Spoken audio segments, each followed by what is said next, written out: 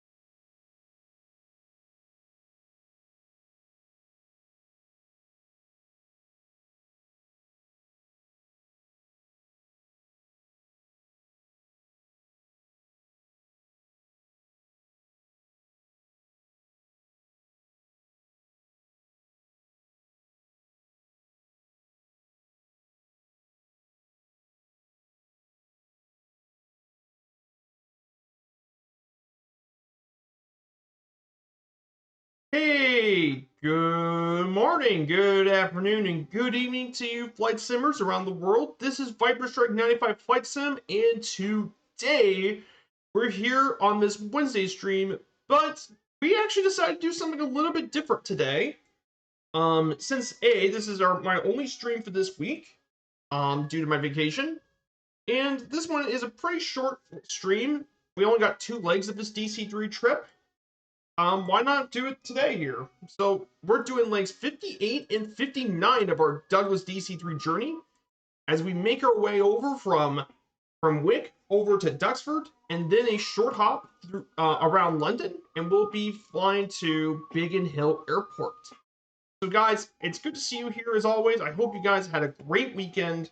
So yeah, it's great to be back with you guys. In the chat, we have Super Typhon, my new mod, Super Typhon, good to see you, and Devil Dude 1.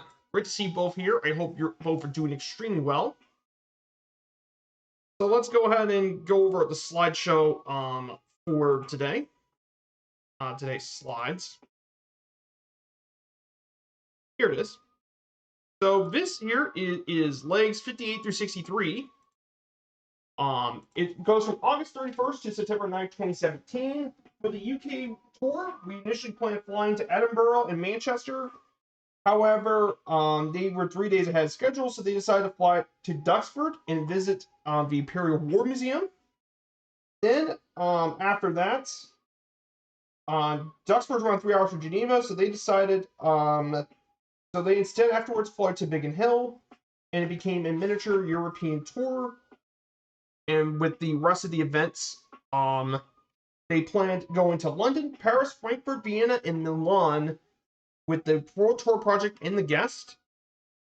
As a result, the final event organized by Breitling, Italy, took place in Milan, and their VIPs were there, and the Brise Tricolori Italian demonstration team flew along with them during that time, and it was the last official event before going to Geneva. So we're going to be doing legs 58 through 63. So that's what we're going to be doing today. So if you guys are surprised to see this Sunday stream, it was because this is my only stream this week and due to vacation, so I decided, why not just go ahead and do this DC-3 stream today. So we're going to go back to our Breitling DC-3. She's refueled and ready to get going. So we're going to turn on ground power, nav lights on, primers are on, and needles will be set. If you guys want to join along, we're on the Southeast Asian server. So that's what we're doing today. We're going to turn on the booster pumps. Left engine. But yeah, I hope you guys had a good weekend. Today is Wednesday. So there are a bit of news while we get this started.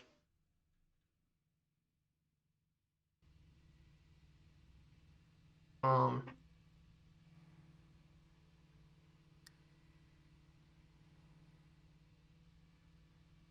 there is a couple of bit of news going on. One of the big news that just happened this past couple days. France VFR released the Southeast Riviera with 30 different new airfields and hundreds of VFR objects around the beautiful French Riviera, which is a very stunning place to visit.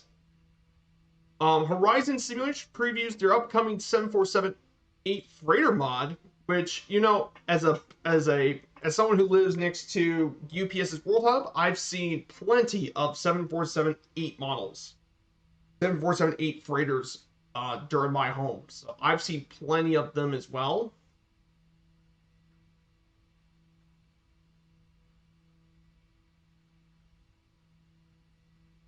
So that should be very interesting. So it'll be very interesting to see how they manage to do it. Battery on, beacon lights on, and we can get ready to get taxiing.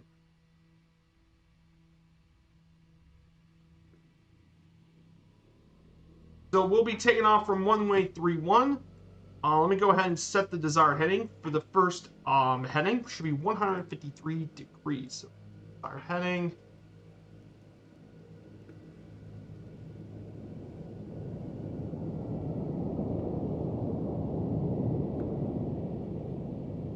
150.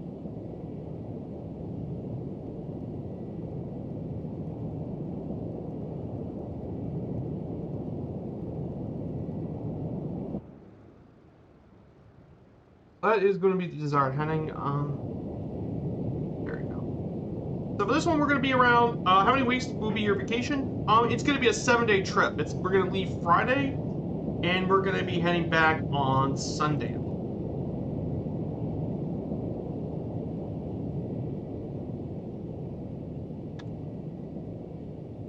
It's going to be a 7-day trip. We'll leave Friday.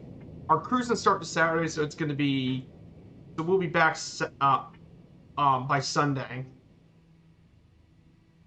We'll be back on Sunday as well. And for that one, we're for Sunday. If we get back before Sunday, we'll be doing legs 60 and 61 of our DC-3 trip from Biggin Hill all the way down to Paris, and then from Paris we'll make our way over to Frankfurt. At park, go ahead and brake. That's because I wanted to lock the tail wheel. All right, get ready for her to take off.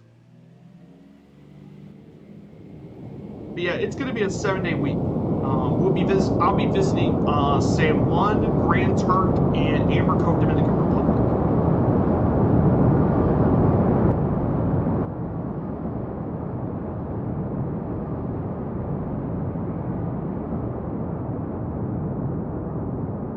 So that's going to be our vacation as well.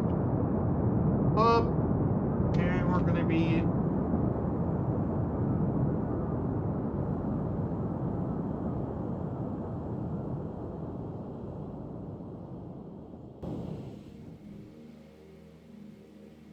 Go ahead and say goodbye to Wick.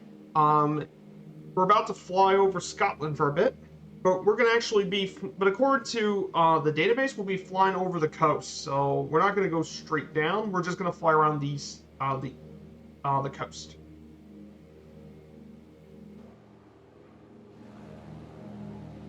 Yes, as we say goodbye to the town of Wick.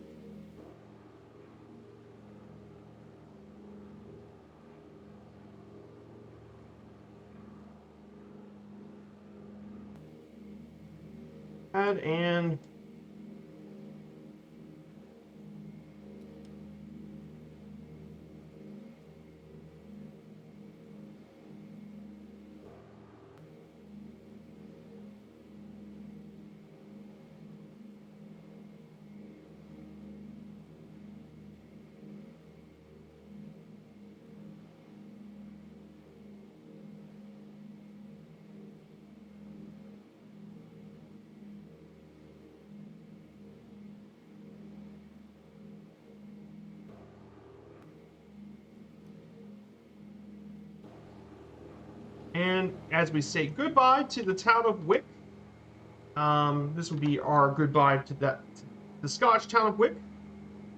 So we'll be heading up.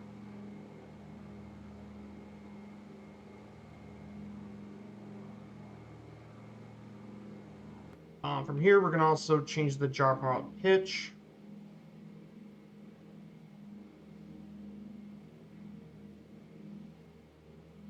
Hey, Red Dragon, good to see you. And Nedux, good to see you. Nedux, I don't have GSX.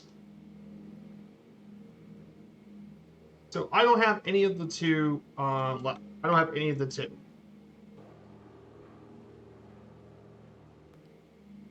So I don't have GSX.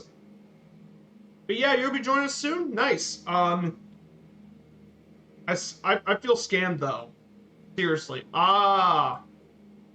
Yeah, some people have issues with GSX.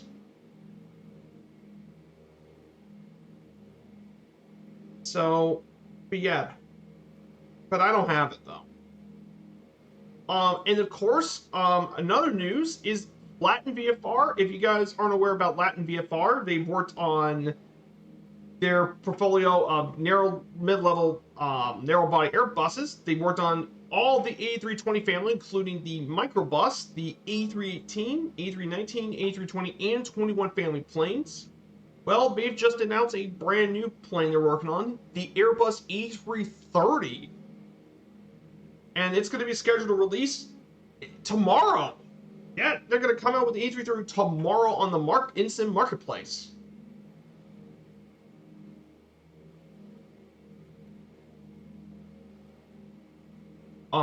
Which is definitely very interesting as well. I know that they may not be on the level of Phoenix, obviously, but Latin VFR is not bad. They're actually improved their planes quite a bit over the past couple times, so it should be very interesting to see how Latin VFR does it. Should be very interesting to see how it goes.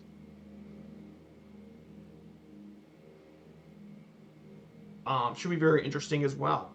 They have featured onboard ESP with integration to SimBrief and Navigraph charts, which is very nice for a mid-level plane. And then they're also working on the E340, which is basically the 4-engine version of the A330, and that's going to be in the works as well. So, which should actually be really exciting for this as well. We got 2 more Airbuses as well. I mean, yeah, exactly. Any builds in Phoenix can make any more, but exactly, I agree with you, Typhon. But the fact that Latin VFR is working on one too, I think is a pretty good change as well. Like a lot of people have been waiting for Aerosoft to release their A330 and stuff, so it'd be interesting to see how good the Latin VFR one is. But I know from what I know, Latin VFR made improvements to their Airbus systems over the past couple of months, so it should be very interesting. Good to see you, Dougal. I hope you're doing well.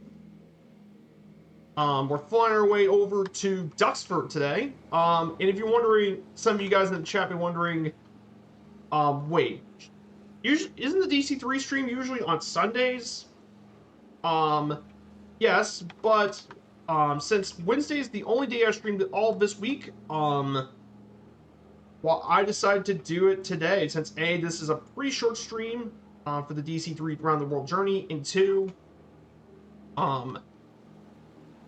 I thought it'd be good to get this out of the way sooner than later. So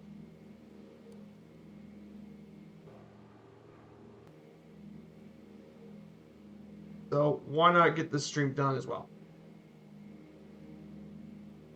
Afternoon. Hey, Muttley. Good to see you, Muttley. 99. Good to see you, Muttley. Yeah. Yeah, sometimes the DC-3 can go a bit. I know it's easier to keep it on the runway with the tail wheel locked. I think I lock the tail wheel, but sometimes I do have that issue. So we're going to go around 4,000, 5,000. Throttling, again, to conserve power.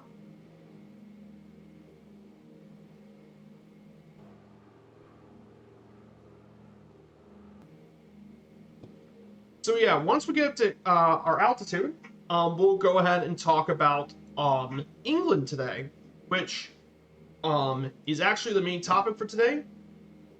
I only just arrived. You meant referencing to James? Yeah, she can be a handful, but man, she is so fun to fly once you get the hang of her. DC-3 is a bunch of fun.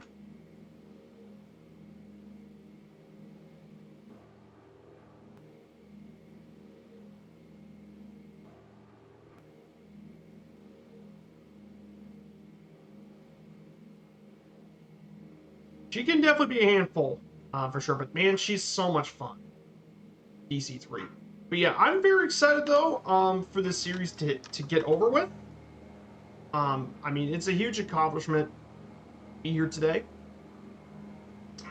After this stream, we only got 3 more DC-3 streams left, guys. The next 3 would be to London to Paris, and then Paris over to Frankfurt, which is another stream that wouldn't be too long. Then Frankfurt all the way to Milan. Now that's going to be a bit of a longer stream to work with. And finally, the last one, which is from Milan to Sion, is going to be a pretty decently short stream. It's going to be about 2.5, 3 hour stream. But yeah, very, very excited to get this DC-3 journey to the end at this point. But man, what an exciting way to actually get this done. I mean, we went through quite a bit of challenges on this journey. We went across to the Pacific. We did a Pacific crossing over the Pacific over to Japan. That was an 8-hour stream, guys. I mean, it was by far the longest stream I've ever done on this channel. But man, what a huge accomplishment.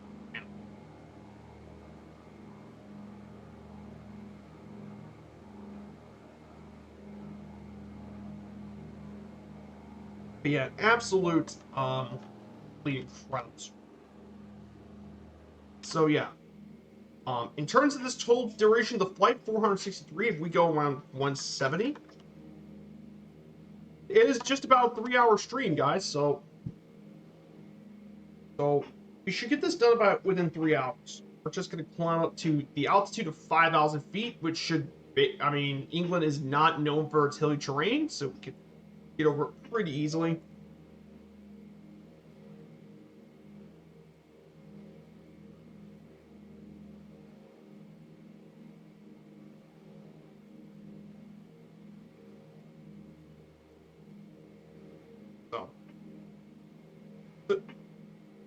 Sea Whisper.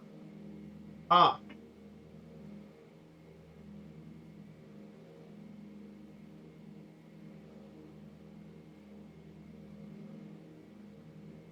Oh yeah, I don't think I've updated my stream elements. Let me go ahead and update that. So, once we hit to our waypoint, we'll start talking about our topic for today. England is going to be where we're talking about today.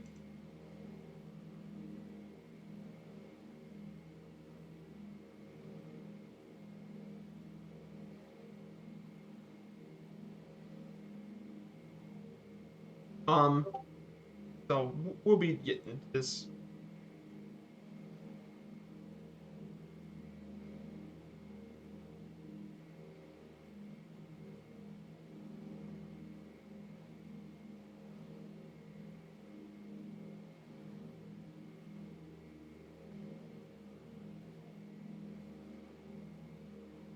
So yeah. So let's go ahead.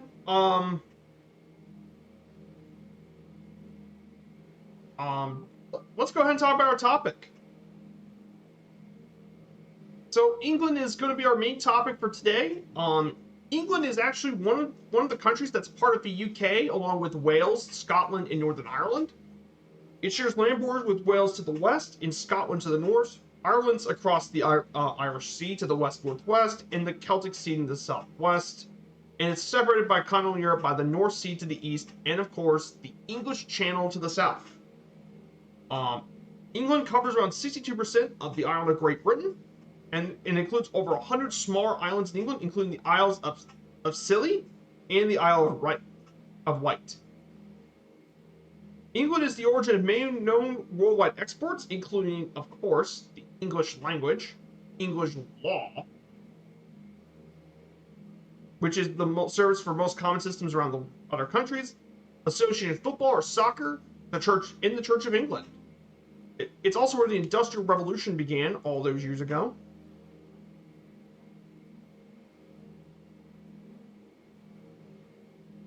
During the 18th century England, it became the world's first industrialization. It's home to two of the oldest universities of the English-speaking world, University of Oxford and the University of Cambridge in 1096 and 1209 respectively, and among the world's most prestigious universities. So England has a very important history. England has played a massive role in world history. No question about that. Played a pretty massive role in the world. So England definitely played. Hey, good to see you, Kingsman 965. Hello, Rick from Liverpool. Good to see you. I'm from good afternoon from Indiana. I decided to actually go and do the DC-3 Around the World tour today, actually, since this is going to be a pretty short DC-3 stream, and also this is my only stream this week. I got a 7-day cruise coming up from Port Canaveral, and I'll make my way over to Amber Cove, Dominican Republic, San Juan, Puerto Rico, and Grand Turk Island, actually. So it should be pretty fun. It should be a pretty fun trip. going through those places. So in terms of places in San Juan, I'm planning on, my mom is probably going to take me on a walking tour of Old San Juan, so we'll be checking out the Old San Juan neighborhood. And of course, no trip to San Juan would be complete without visiting, of course, the fortresses in this area. Most notably, Castillo Felipe del Moro. Yeah, Castillo San Felipe del Moro Fort, which was an old 16th century fort that was built at the time. San Juan's got some really notable ones, really notable forts. I think it's one of the two big forts in the city. I think the other one, I guess there's actually another fort here. It's actually even larger than this one in San Juan, and if I remember correctly,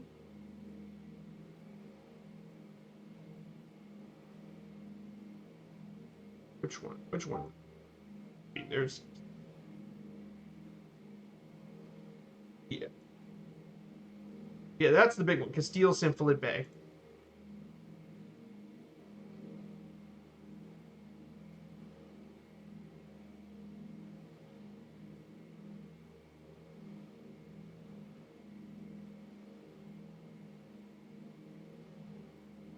So I'll be doing that one, a walking tour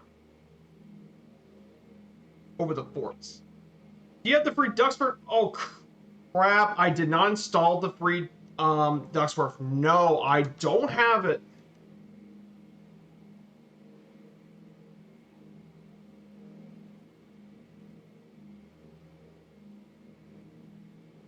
No.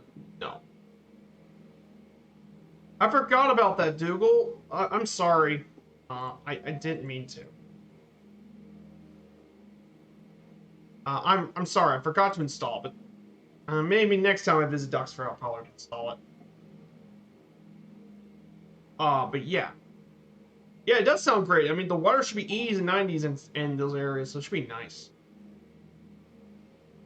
Hey, I mean, I make mistakes, I forgot, but no worries.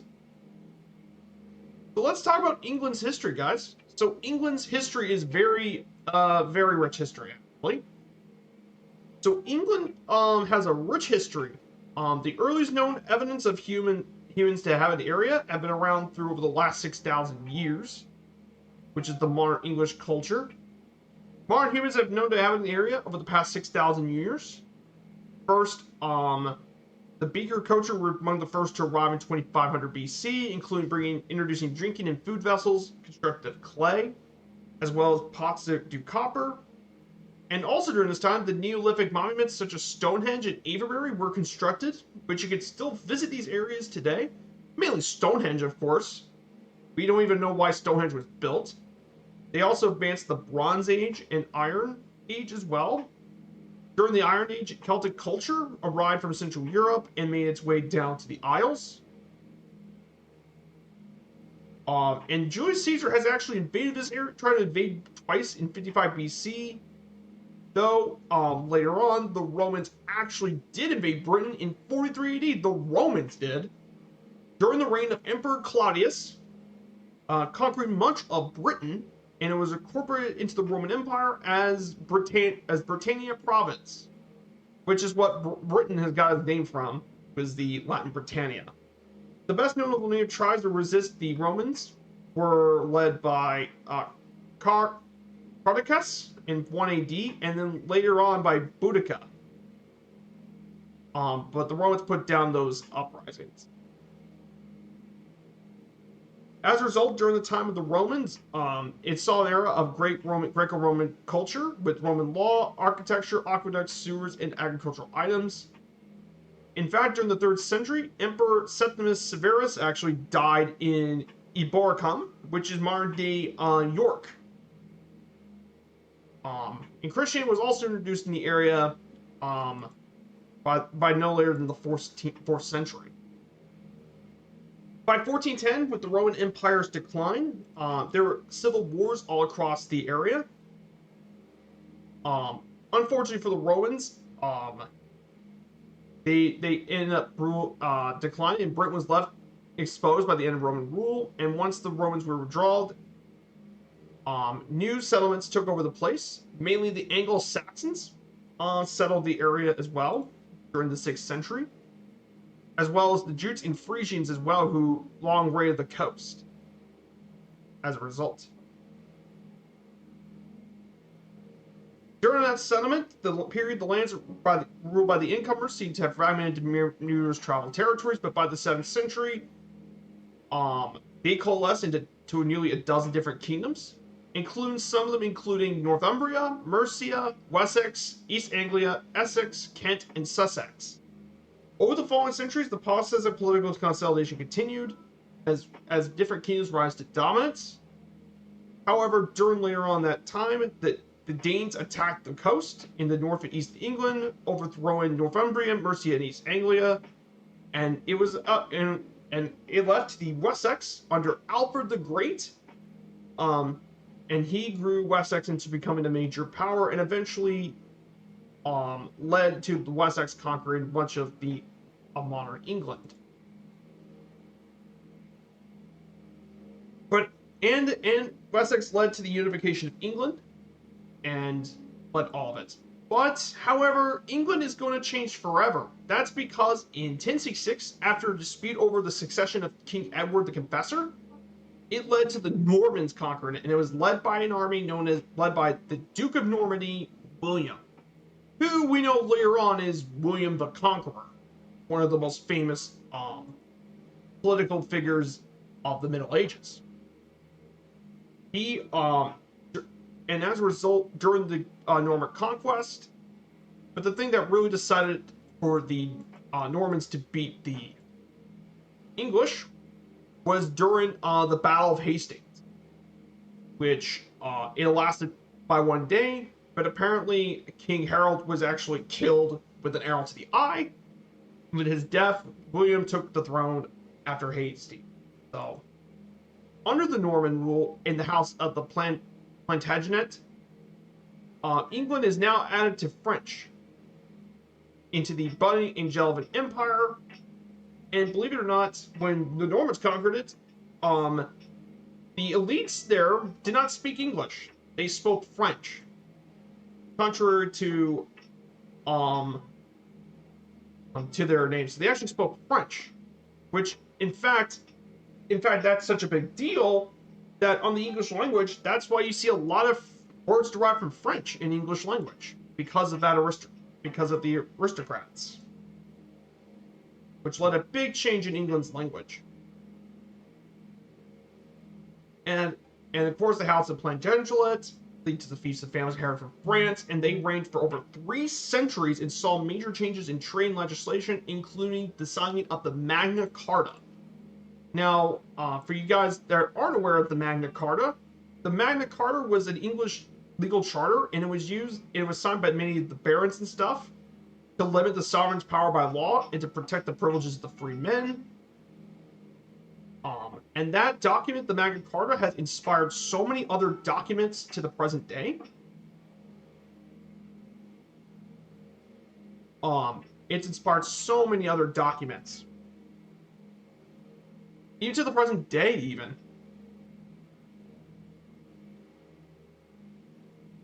Its legacy is a pretty big deal as well.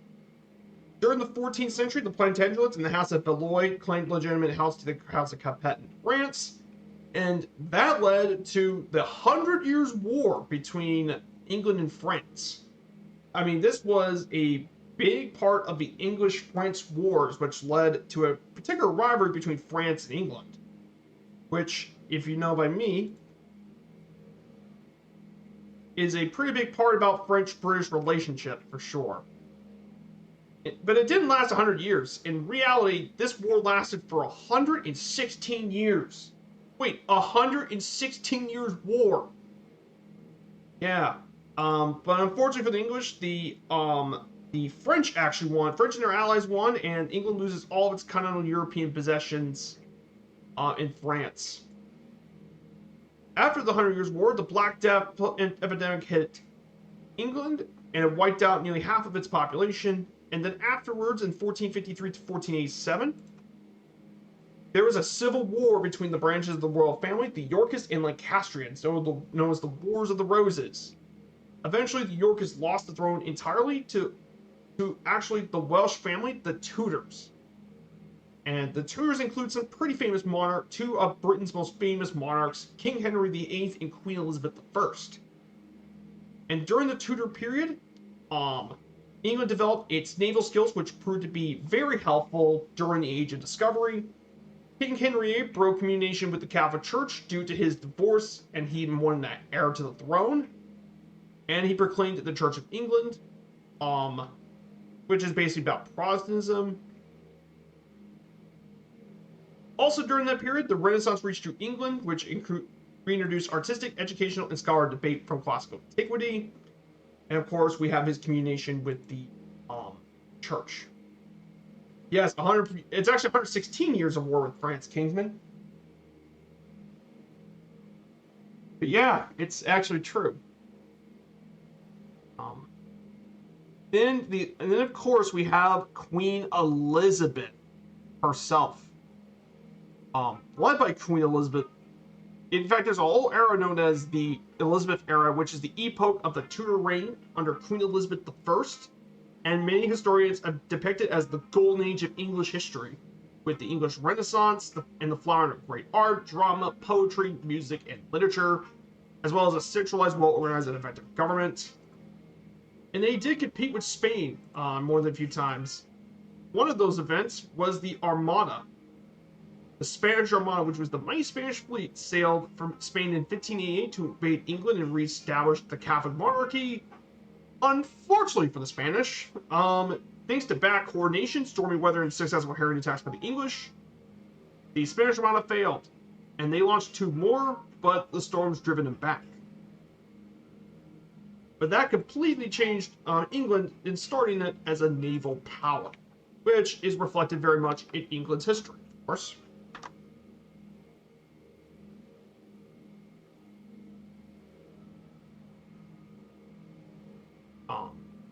Let's see the next one. Then we get to in 1603. However, things forever changed in 1603 when the King of Scots, James VI, a kingdom that has been a long time around in England, he was the Scottish king, inherited the throne of England as James I, created a personal union between Scotland and England, and styled himself as the King of Great Britain, as well as the authorization of the King James Bible, which, if you know about anything, it is actually the standard version of the Bible read by most Protestant Christians for over 400 years. However, based on collective 15 positions, the English Civil War was fought between the Parliament and those of King Charles I, and that Civil War led to Oliver Cromwell, the Parliament actually winning, and Charles I was executed, and the kingdom was replaced by the Commonwealth of England, led by Oliver Cromwell. Though after Cromwell's death, his son Richard took over as Lord Protector, and Charles II returned back to the monarchy known as the Restoration. With the reopening of theaters, art, and literature, it flourished under the Restoration. And after the Glorious Revolution, it was constitutionally established that the King and Parliament should rule together, though Parliament would have the real power.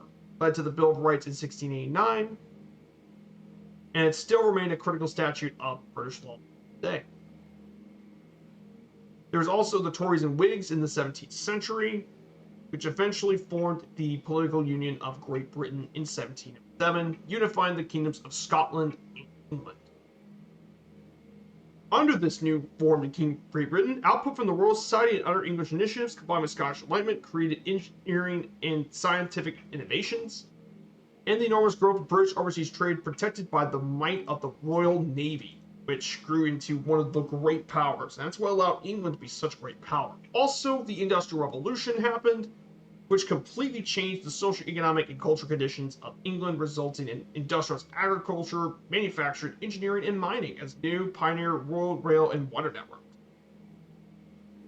There's also the Bridgewater Canal in 1761, as well as the first permanent steam locomotive haul passenger railway, the Stockton and Darlington Railway. Also, with the Industrial Revolution, it also brought a ton of growth into England as well. And of course, all that made Britain a great power, especially with its mighty navy, of course. During the Napoleonic Wars, Napoleon himself have actually wanted to try and invade England from the southeast. However, it failed to manifest, and Napoleon's forces were defeated by the British at sea by a guy named Horatio Nelson, and by land by Arthur Wellesley, preventing the French from ever trying to invade the UK, personally, England. And that battle was the Battle of Trafalgar, confirmed that naval supremacy Britain had established in the course of the 18th century, and the Napoleonic Wars fostered a sense of Britishness and a unified national British people, along with English, Scots, and Welsh. And then during the 19th century, London became the largest and most populous city in the Victorian era and within the British Empire, and it was a very prestigious city with many innovations that proved key to the UK's power and prosperity. It also led to all sorts of reforms legislators, allowing universal suffrage as well. Oh, yeah, the rocket was the train. Yeah, pretty crazy stuff to think about. Then power shifts within Central and Eastern Europe led to World War One. All of you guys should probably know what caused the First World War. One of the major causes was Franz Ferdinand's assassination by a Serbian rebel, Pinsep. He assassinated Ferdinand. Austria got pissed and invaded Serbia, which triggered Serbia's alliance with Russia, which then triggered Austria's alliance with Germany, and that alliance with Germany led to Russia's ally France. Basically, a complicated system of alliances, they declared war, and that led to World War One. Hundreds of thousands of English soldiers died for the UK as part of the Allies, and the Entente won that war. And then again, just two decades later, the UK was once again one of the allies against Nazi Germany. But England suffered a lot of devastation during the Blitz. Thanks to developments of warfare technology, the Blitz destroyed much of the UK, including much of England, including London was bombed, as well as many other cities.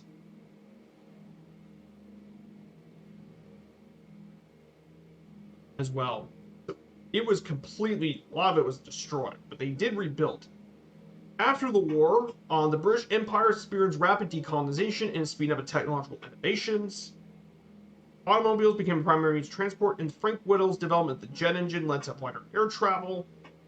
Also, private motoring changed a lot of the residential patterns, and by the creation of the National Health Service to bring publicly funded health care. However, since the 20th century, there have been significant population movement to England, mostly other parts of the Isles, but also from the Commonwealth, particularly the Indian subcontinent, as they bring a lot of jobs in manufacturing. And since the 1970s, there's been a move away from manufacturing, increasing on services. The UK joined the common market known as the EEC, or the European Economic Community, and which became the EU.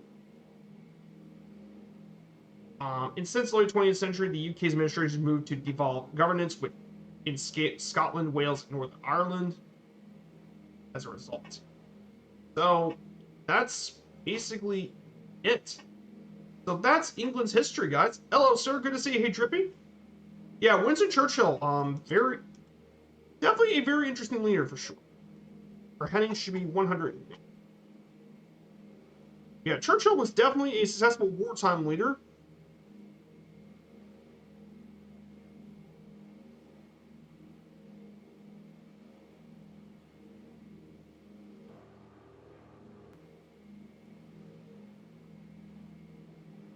But yeah, Churchill was definitely a successful political leader.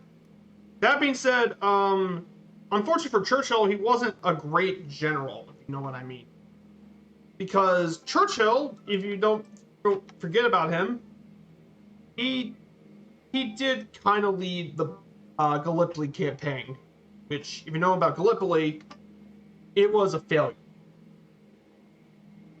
Yeah, his mother's American. His accent became a mean. Yeah. Yeah, that's England's history. So yeah, England's history is very rich.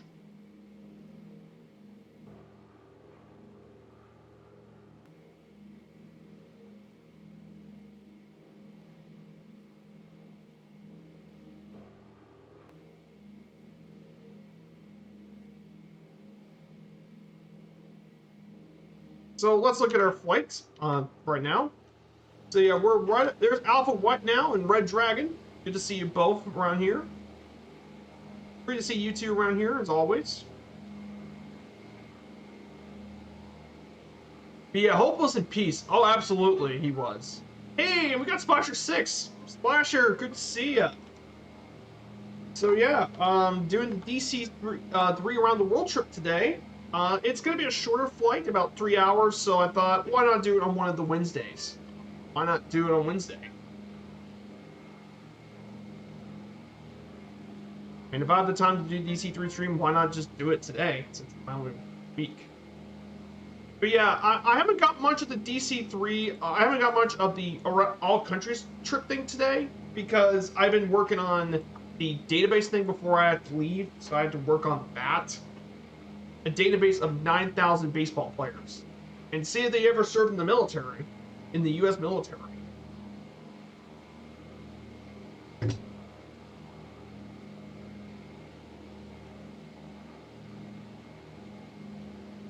So. But yeah, good to see you, Splasher 6. If you guys want to check out his channel, Splasher 6 is a very close friend of mine and a great friend to this community. Amazing dude and a great friend. Check out his channel and give him some support. Fun fact about Splasher 6, if you guys don't know about him, Splasher 6's dad was a member of the 100th Bomb Group. That is what his dad did. And in fact, they're actually making a series all about the 100 Bomb Group called Masters of the Air, which is going to be coming out on January 26, 2024. It's based on a book of the same name by Donald Miller. And it serves as a companion to the movie Band of Brothers in the Pacific. And it's going to come out on Apple Studios. So it's going to be very cool. So definitely check out the show. Yeah, it's going to be very exciting. So yeah. Master of the Year, this should definitely be... I hope I can get a chance to watch it, because I'll be pretty excited to check it out. 100 Bomb Group.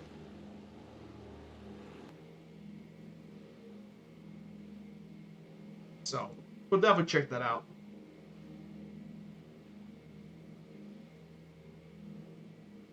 Yeah, we're gonna head our way over to around this area. If you along the coast, we should probably see St. Andrews, which, if you guys know anything about St. Andrews, it's home to one of the most famous golf courses in the world, the Old Course. Here in St. Andrews. Very famous course.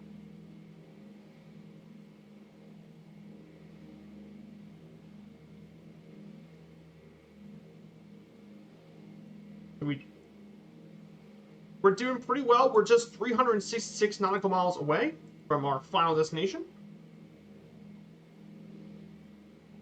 We're just about 2 hours left to go on this stream. Yeah, we have 2 flights today. We're heading to Duxford first, and then we're gonna go to...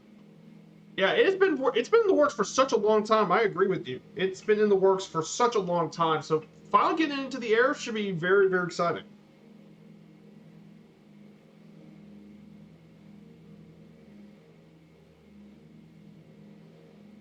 So yeah.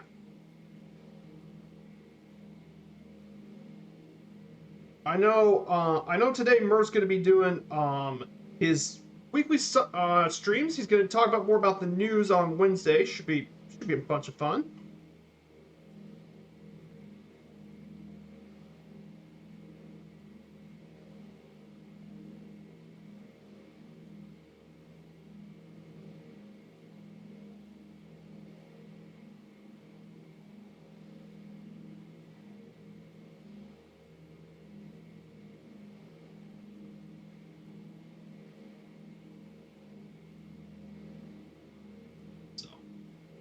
Yeah, Murph's got his news things today. And apparently I think he's going to be talking about... he's going to go over a bit about... Oh, he's going to talk about more news, the Juice Goose, Also, livery creation stuff by Kanzui. He's working on livery creation, so that'd be very, very nice. Um, and Firefly Air updates.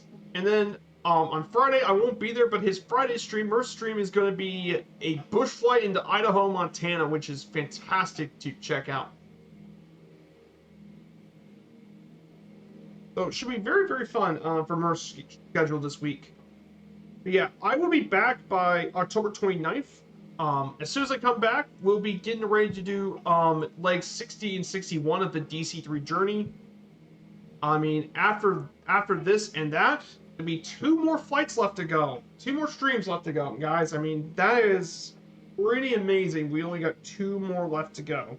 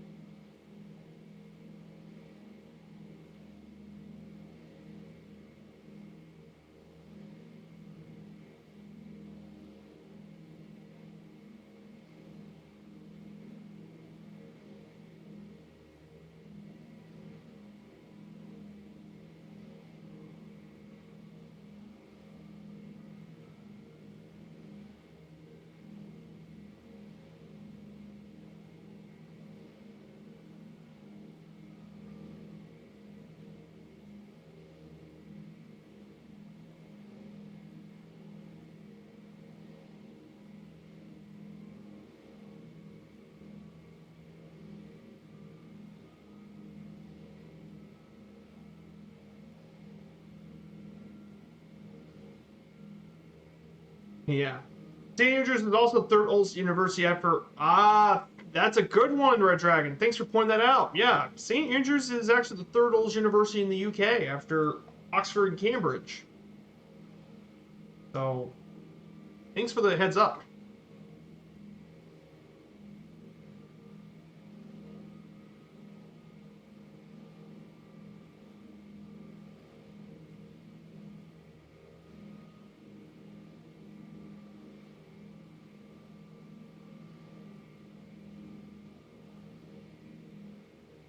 Thank you for the heads up. Yeah.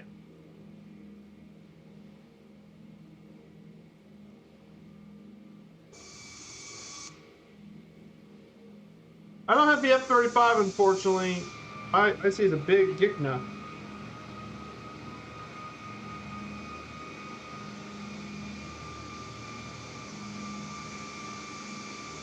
So, very, very cool, guys.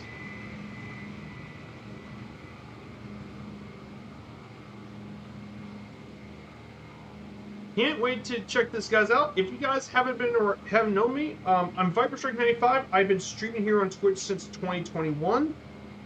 I do streams 3 times a week usually. Usually the Wednesday streams are the virtual airline streams. We fly the airliners all across the world. But for today, we're doing our DC-3 trip. Fridays are the general aviation streams, so we'll be flying general aviation. And finally, on Sundays are our DC-3 trips. However, we're not doing it this Sunday because I'm gone. I have to go on vacation.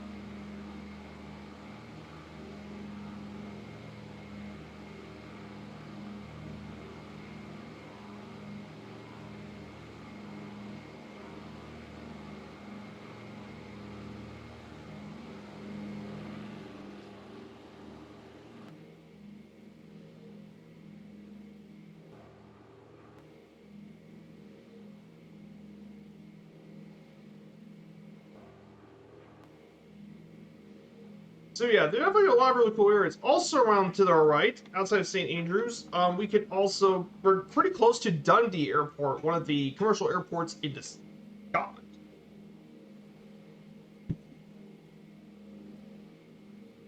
So should be pretty exciting trip, always.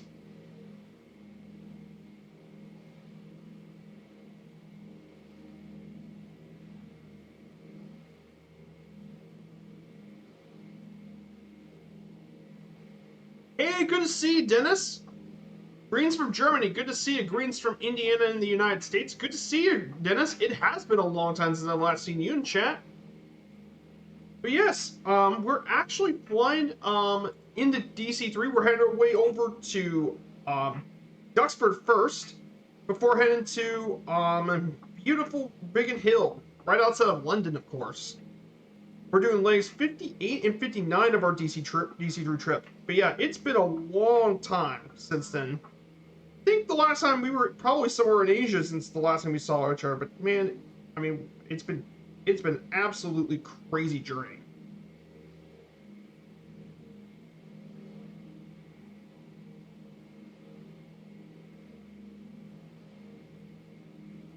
It's been a crazy trip.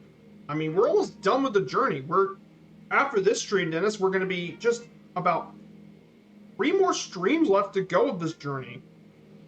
So it has been a long time. But man, this would be a huge accomplishment to get this done. Get this done. I mean, pretty crazy to think about.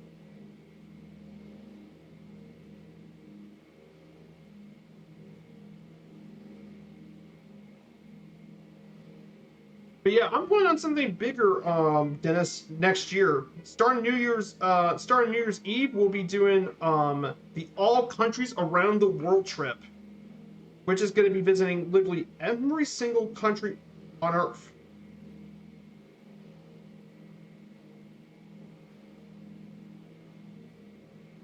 Now, thankfully, it's going to be both GA and airliners, but it would be pretty similar to what we do currently. Lots of historical stuff to talk about, but it would just be doing on a much bigger scale.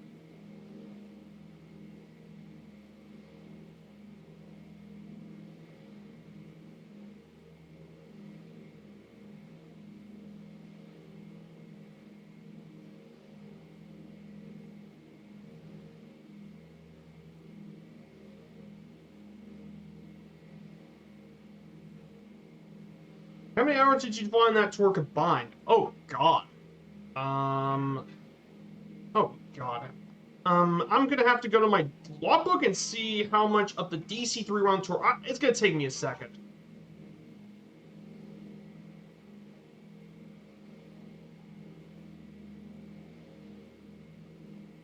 Uh, Douglas. Filter. We have to check the cap.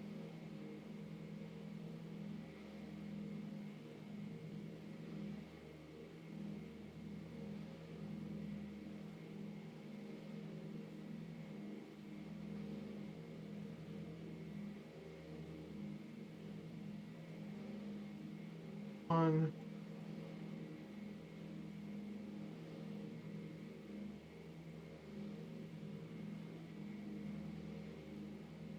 Six.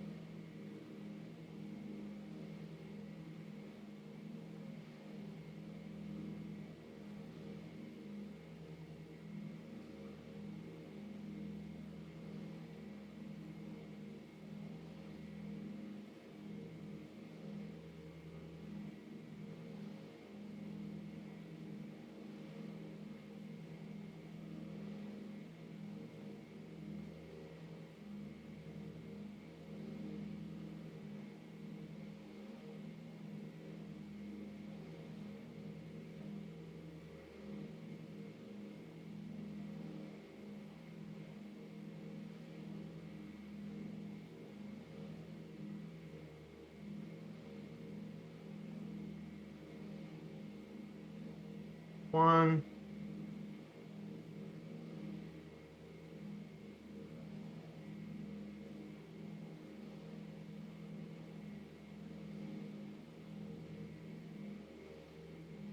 On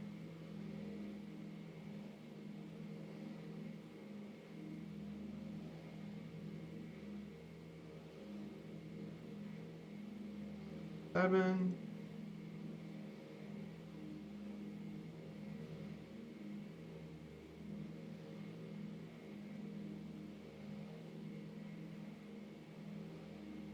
1.52 plus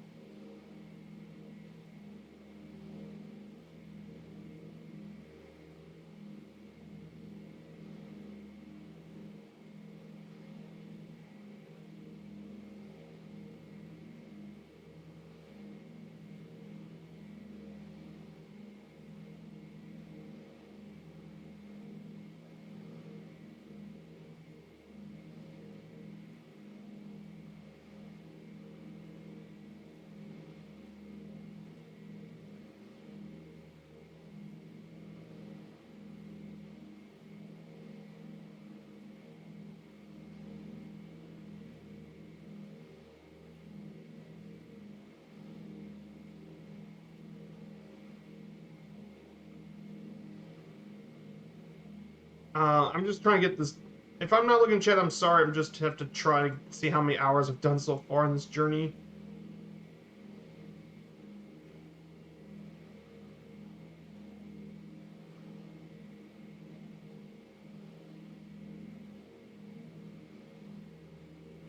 I believe it's going to be over 100 hours.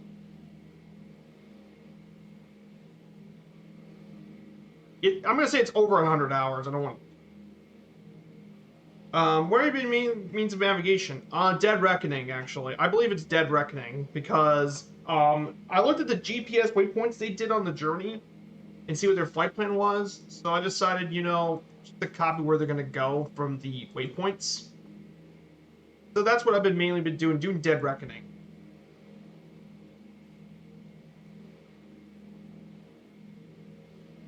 Dead Reckoning.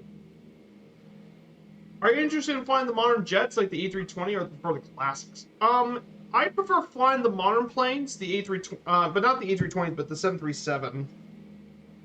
But I mainly fly the modern airliners. Mainly, when I do my airliner streams, I do the modern stuff. But yeah. But basically, I've been flying for, well over 100, I believe.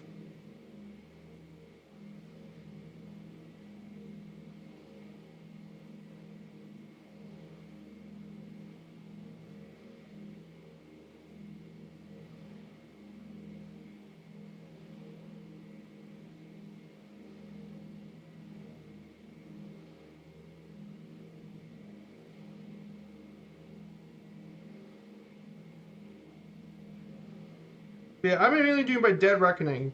But for the next around the world trip, it's actually going to be a combination of VFR stuff and of course IFR with the airliners is going to be IFR. So it's going to be, He's a Boeing guy most of the time. Yeah, I'm Boeing. Because I own the 737 family planes, but I also fly the ATR quite a bit on my streams too. I fly the ATR that came for the.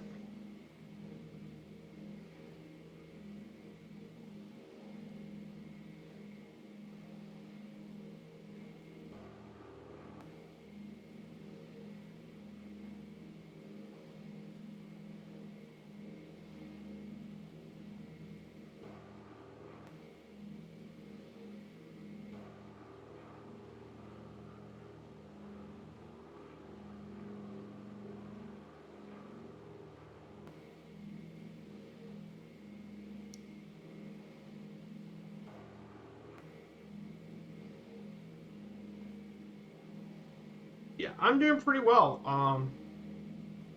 Yeah, that's another waypoint down.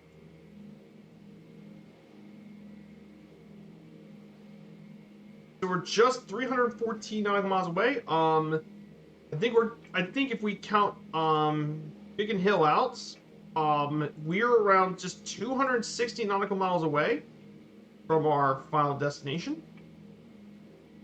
So yeah, we're doing very, very well today for sure. We'll be getting there pretty shortly, about 260. That is around about 1.5 hours left to go until we make our first landing of the day. So we're doing quite well for us for this part. Now, since I won't be seeing you guys for this upcoming week, I hope you guys had any really cool plans for the weekend. If you guys had some really neat plans coming up, I bet you guys had some really neat stuff coming up. So, because I'm not going to be seeing you guys for a bit, it's going to be a bit of a while. It'll be the last big trip of the year for me, but I hope you guys got something really fun planned.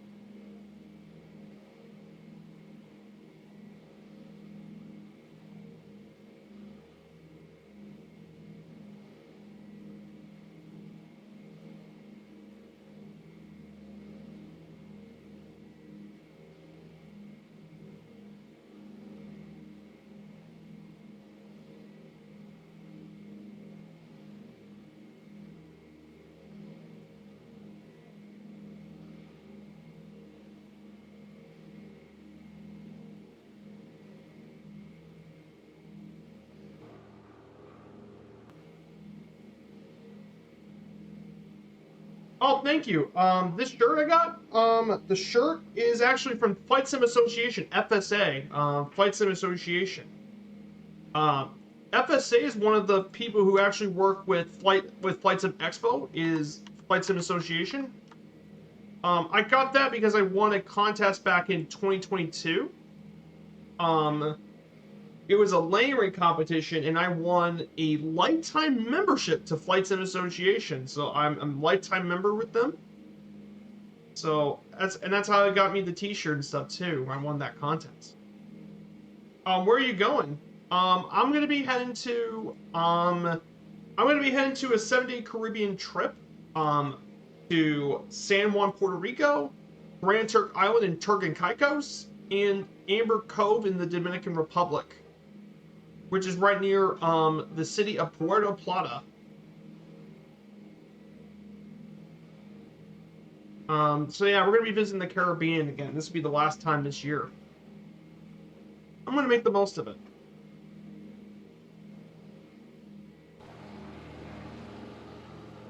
But yeah, we can actually see the English coast to our right. It's going to be well. There's also going to be a daily flight I'm going to have to do after stream. I got to get done.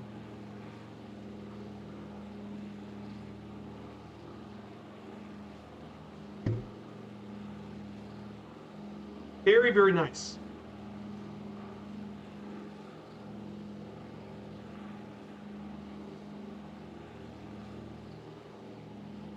So yeah, let's go ahead and I want to talk a little bit more about England right now. So I'm ready to talk more about England. Let's talk about England's governance. England, as we all know, is one of the constituent parts of the United Kingdom. It is which is a constitutional monarchy with a parliament system. And even though there has been a government in England since 1707 with the Acts of Union, um, before that, the Union, England was ruled by its monarch and its parliament, and today England is governed directly by the Parliament of the UK, though other countries of the UK have their own devolved governments, except for England. In the House of Commons, which is the lowest house of the British Parliament, based in the Palace of Westminster, there are 532 members of Parliament, or MPs, for the constituencies of England, out of 650, which is most. Since devolution, in which the other countries of the UK, Scotland, Wales, and Northern Ireland have their own parliament for local issues, there has been a lot of debate on whether to have its own region as well, but it has not really been carried out. And of course, about English law, it's developed over the centuries as basis for common law here in England and through most of the Commonwealth country in the US, except for Louisiana. Despite now being part of the UK, separate legal system for the courts of England and Wales continued under the Treaty of Union, which is separate from the one used in Scotland. The court system is headed by the senior courts of England and Wales, constituent of the Court of Appeal, High Court of Justice, and the Crown Court for criminal cases. In England, is divided up to 4 levels of subnational division controlled by various types of administrative entities. Outside of London, there's also 48 ceremonial counties, which is primarily used for geographic frame of reference as well. So there's a lot of divisions within England, ceremonial counties. That's how England was. Oh, thank you, Dennis. Yeah, this is how I've always been doing my streams. Happy to give you the fun facts, and if you like fun facts, next year we're going to be doing 192 countries, and you get to learn all of them on stream. You get to learn all the sovereign countries on stream. You get to learn all of them. How cool was that? You get to learn all of them. I mean, how cool is that?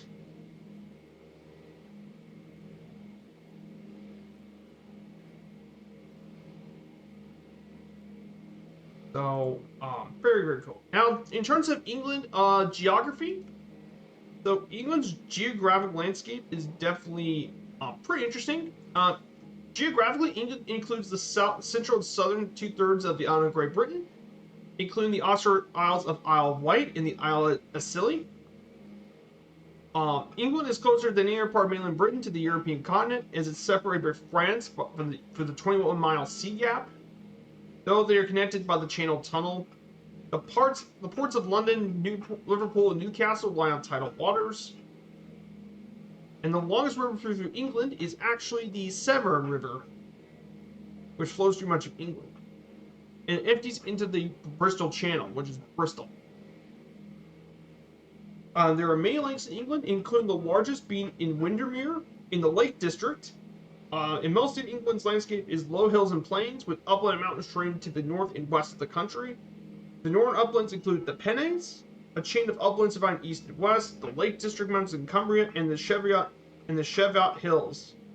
The highest point is actually 3,200 feet. Is Scafell Pike in the Lake District. It's England's highest point. And the Pennines are also the oldest range of mountains in the country, dating back to the Paleozoic era around 300 million years ago.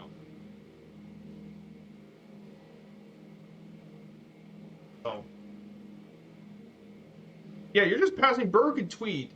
Ah, yes.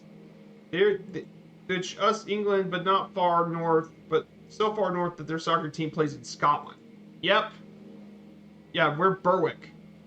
Yeah, there's Berwick right here. There's the town of Berwick to our right, as Red Dragon pointed out. Thank you for pointing that out. Berwick upon Tweed.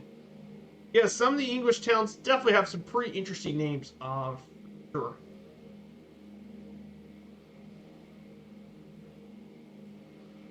Berwick upon Tweed.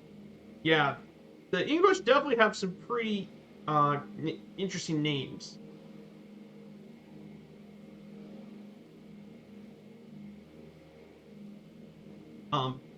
Berwick. It's currently known as a market town with notable features including its medieval town walls, the Georgian town hall, and the Elizabethan ramparts. And yeah, like our dragon said, they actually played Scotland because it's changed hands across the two kingdoms for a long time. Yeah, pretty interesting stuff to point out. But going back to England, then we have England's climate. Climate-wise, England is a temperate maritime climate with mild with temperatures not much lower than 0 degrees Celsius in winter and not much higher than 90 degrees Fahrenheit in summer. The weather is damp relatively frequently and is changeable. The coldest months are January and February, but the latter particularly on the English coast, whereas July is the warmest month. And rainfall spread evenly throughout the year. And important influences on England's climate include its proximity to the Atlantic Ocean, northern latitude, and the warming by the Gulf Stream. Rainfall is higher in the west, and with mainly the Lake District. In terms of temperature records, the highest temperature ever recorded in England is 104.5 degrees July 19th of last year in Coningsby, Lincolnshire. And the lowest was negative 26 degrees Celsius or negative 15 degrees Fahrenheit in Egmont on January 10th, 1982.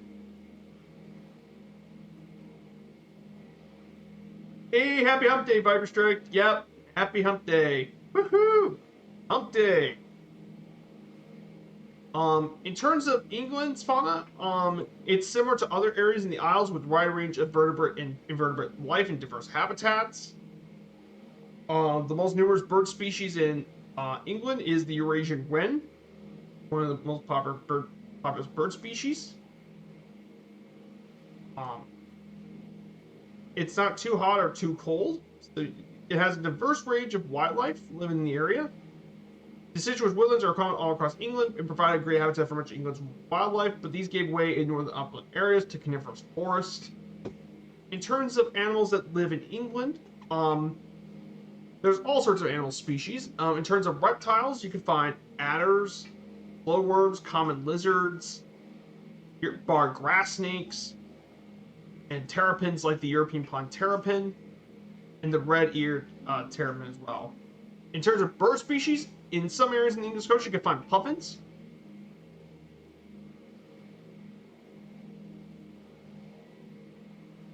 And then mammals, there's all sorts of mammals. But some of the most famous mammals include, of course, the hedgehog is among the most widely known visitor urban gardens, the hedgehogs, which inspired Sonic, of course, the little blue hedgehog. Shrews are common, which have a very ravenous appetite. There's also several bat species and rodents.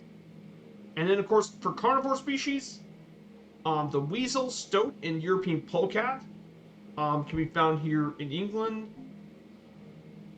You can find badgers and pine martens as well.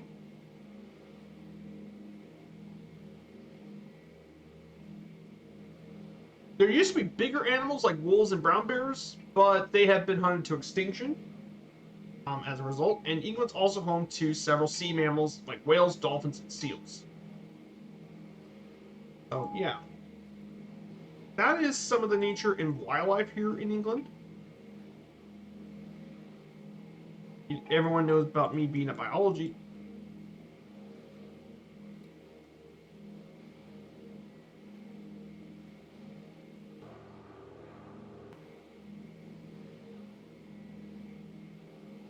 We're right on the English coast. And of course, you guys can look to our west, to our east actually. We look right. You can see a bit of mountains and hills. That around that area is where you could find Northumberland National Park. It's part of the Pennes mountain chain that goes through all of it. It's one of the mountain ranges here in England. So, getting through that area pretty nicely.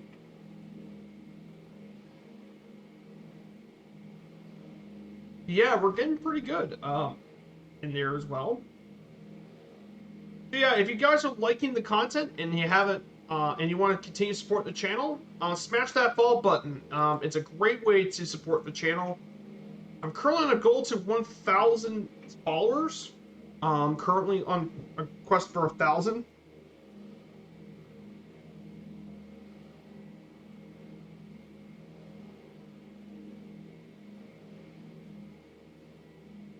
So we're currently on a way to 1,000 followers, which is a big goal for me.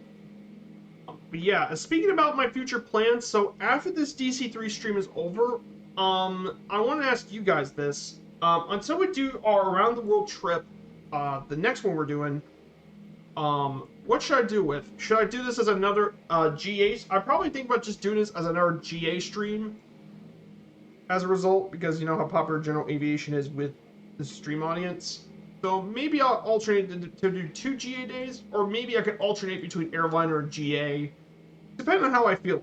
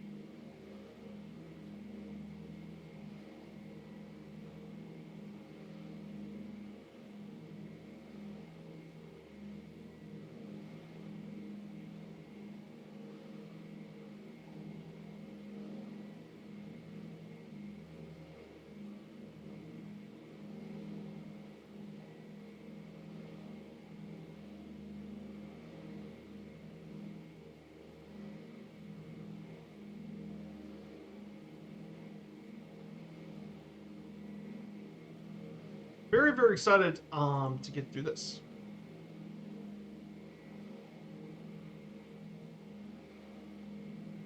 So,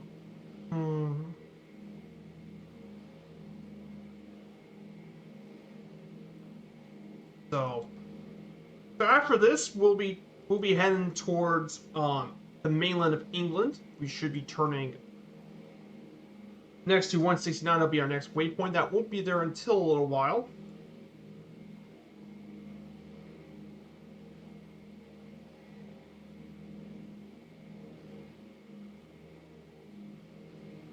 So, yeah, we have quite a few people flying along here today. We have quite a few. We have Red Dragon flying along with us. We have TMO. I think he's further ahead in the F-18. And then we have an airline with us. Oh, wait. Departure.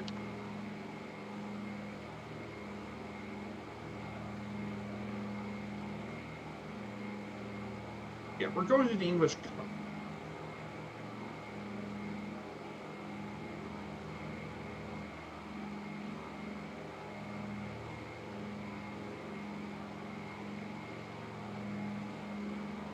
We're not too far away from getting through the end of the stream.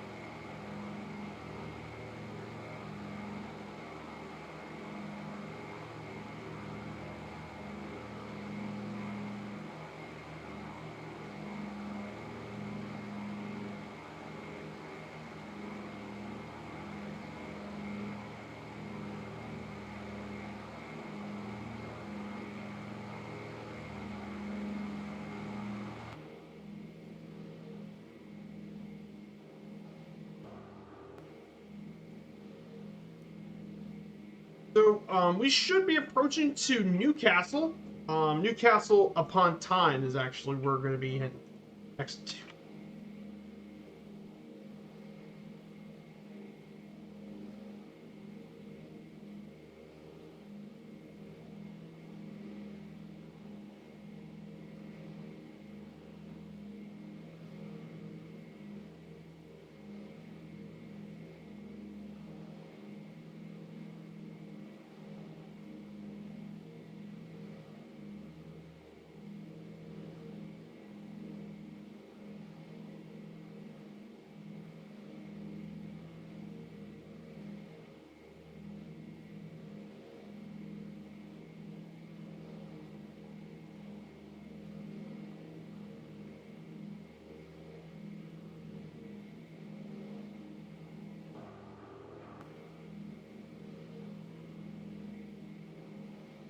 Is Breitling the default livery? Yeah, apparently, apparently it takes over as the default livery. Yep. It is the main livery. Problem is that the original livery mod was actually deleted back a while ago on Flight Sim TO.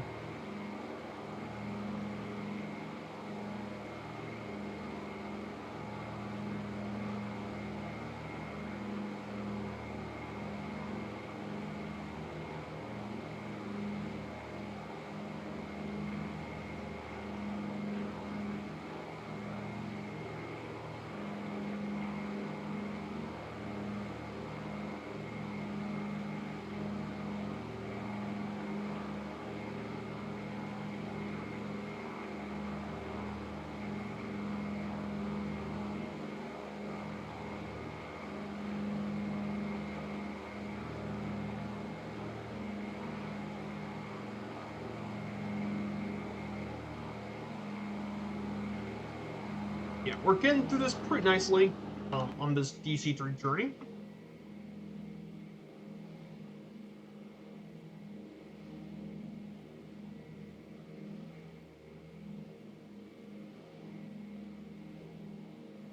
So, but yeah, to our left, to our right, we're actually right near the town of Newcastle. Newcastle upon Tyne actually is what it's officially named.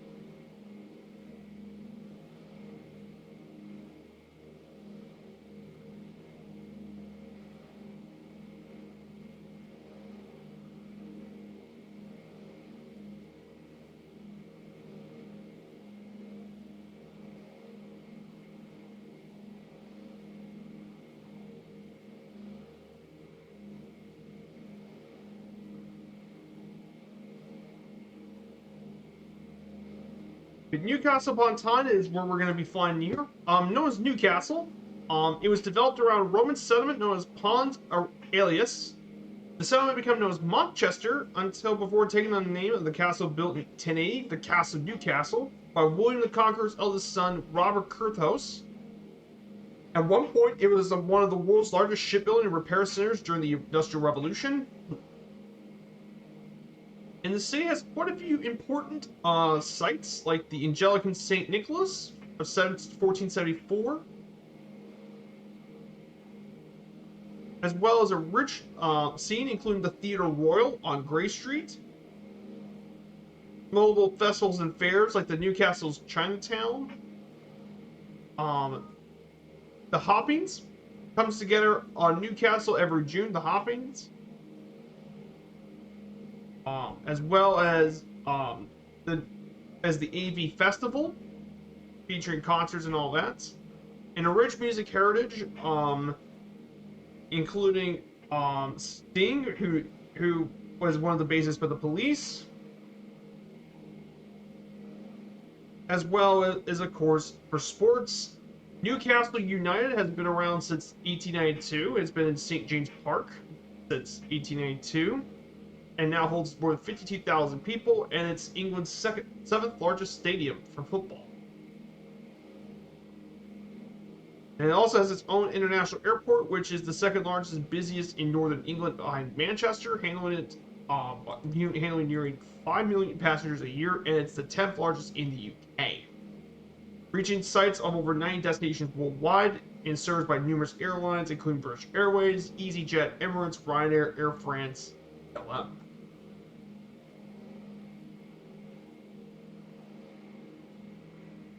So yeah, that's a little bit about Newcastle, guys. We'll be fine right next to it. There is Newcastle, Newcastle upon Tyne.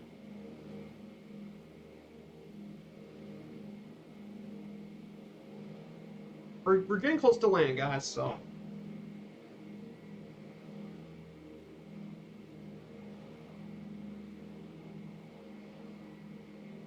far we're doing pretty nicely. As well.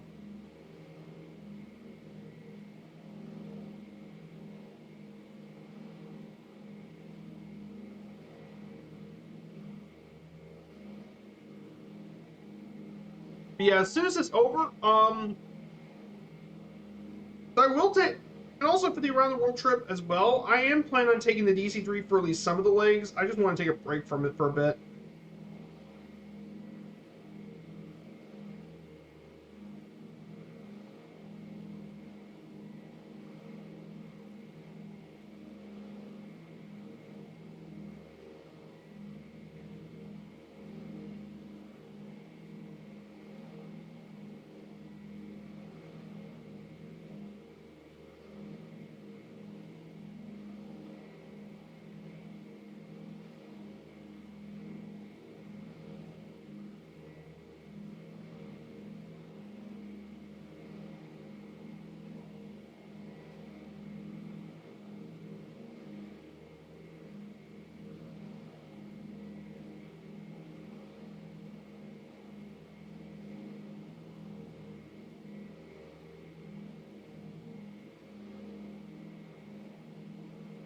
So.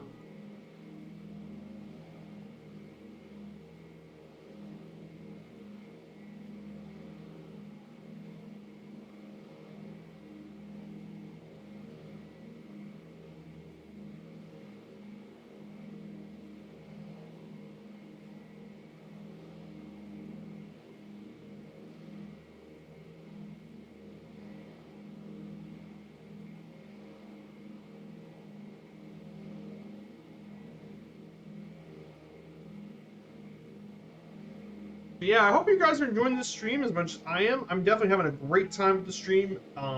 There's so much about this world that is just really great to learn.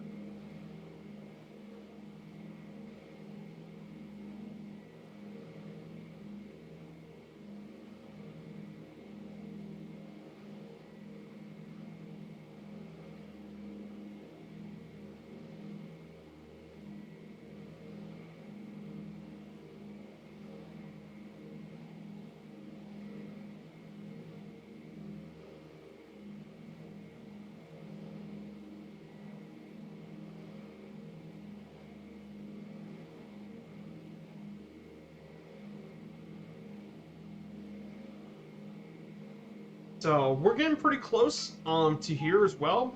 229 nautical miles to our final destination, and just about 160 knots.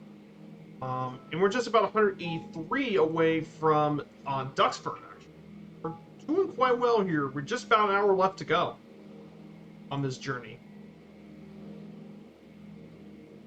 I mean, pretty amazing. We got two more. We're gonna get two more legs done today.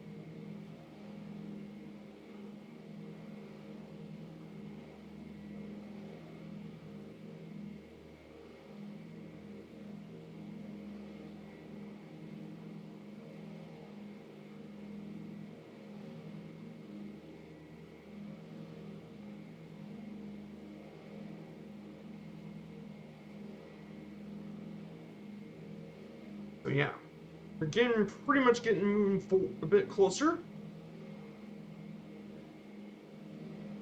So we're about to make our turn pretty shortly. We don't really have that much far left to go. So I'm going to go ahead and talk about England's economy for a bit.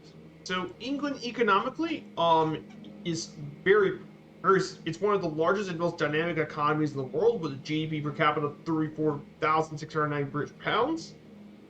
His Majesty's Treasury, led by Chancellor of the the Exchequer, is responsible for developing and executing the government's public finance policy and economic policy, and it's a mixed market economy. And England's economy is the largest part of the UK's. And England is a leader of chemical and pharmaceutical sectors and in key tech industries like aerospace, armament industry, and software. London's home to the London Stock Exchange, is the UK's main stock exchange and is the largest in all of Europe, with 100 of Europe's 500 largest corporations being based in London. And it's among the largest in the world, second only to New York. London's also been a fast-growing technology hub with over 100 unique tech companies that value over $1 billion US. And the Bank of England was founded in 1694 as a private banker to the Government of England, state-owned institution. And England's been highly industrialized, but since the 70s, it's been favored more services. But still, tourism is a major industry, attracting millions to England each year. Exports a big deal with pharmaceuticals, automobiles, and petroleum. It's also got intensive agriculture, which is highly mechanized and efficient. And the main crops grown in England are wheat, barley, oats, potatoes, sugar beets, as well as a strong fishing industry and rich natural resources of coal, petroleum, silica, gypsum, and lead. But of course, what a lot of people want to know about England is its scientific history. England is extremely rich in the fields of science and mathematics, including Sir Isaac Newton himself, Charles Darwin, Robert Hooke, Alan Turing, Stephen Hawking, Francis Crick, Joseph Lister, Thomas Young, and Richard Dawkins, all major people of science, mathematics. It makes sense. England was a leading center of the scientific revolution in the 17th century and the birthplace of the Industrial Revolution. There's tons of inventors, including engineers like Isambard Keenan Brunel, who formed a lot of the industry giants, and his creation of the Great Western Railway, a famous series of steamships, bridges, Thomas Newcomen's steam engine helped spawn the Industrial Revolution, and some of the many inventions invented here in England. They include the jet engine, the first industrial spinning machine, the world's first computer and modern computer, the World Wide Web, the first successful human blood transfusion, motorized vacuum cleaner, the lawnmower, the seatbelt, the hovercraft, electric motors, steam engines, and theories like Darwin's evolution theory, the atomic theory, universal gravity, and more. But what I'm trying to say is that science and technology have played a colossal role in the world. And a lot of it is done by the Royal Society, which was formed in 1660. It's the oldest national scientific institution in the world. In fact, some experts claim that the earliest concept of metric was actually invented in the Royal Society by John Wilkins. And, of course, England's universities are major, including Cambridge as well. So yeah, England is scientifically a great power when it comes to science.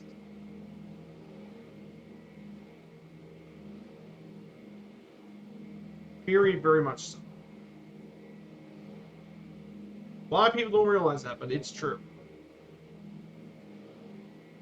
And then, of course, of transportation. England's transportation is very built and very developed, with a wide series of different developments, including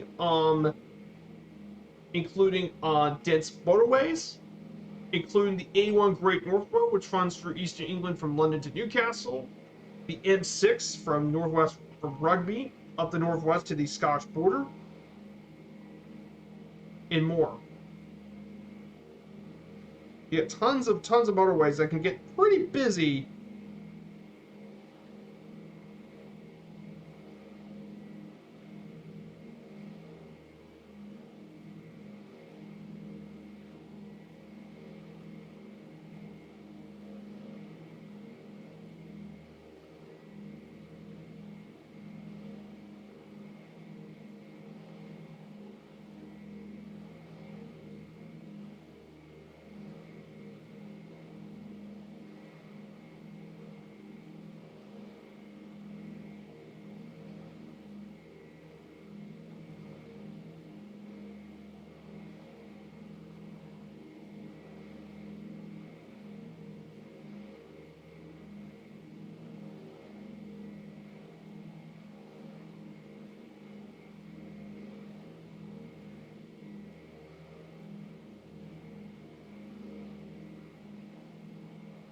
But there's also a rich rail transport. In fact, England's rail transport is the oldest one in the world, where passenger railways were originating here in 1825. And much of Britain's 10,000 miles of railroad are in England, which connects the country very extensively. There's also rail transport to France with the Channel Tunnel that was completed back in 1995. Yeah, it's currently in a bad state, though. I do agree with you, Dougal. Yeah, there's not been a lot of development here. Just bad. It is underfunded, just like the United States is sometimes with its highways and stuff. It can be badly underfunded. I'm in agreement with that one. Yeah, it's very developed. It's just not funded.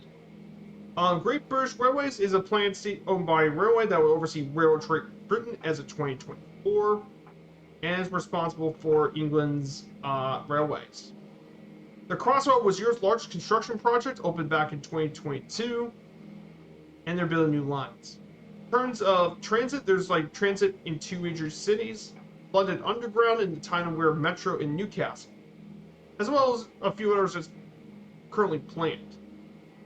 And then in the sea, there's also ferry transport from Liverpool to Ireland in the Isle of Man, and from Hull to the Netherlands and Belgium. There's around 4,400 miles of navigable waterways in England, mainly half by the Canal and River Trust. And a major waterway is the River Thames.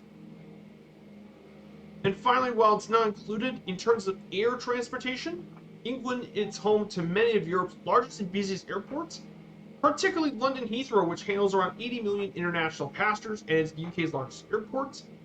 And London itself is the largest aviation hub in the world by passenger traffic, with 6 international airports. And the 6 international airports include Heathrow, Gatwick, London City, Stansted, Luton, and I believe the last one, if I'm right, I think the last one is Southend. I think that's the 6 international airports. Southend, Stansted, Luton, Heathrow, Gatwick, and London City. But yeah, big airports. And then it's also home to it's also home to the UK's 3rd busiest airport, Manchester, up there in Manchester Airport. Is another really big UK airport, is Manchester.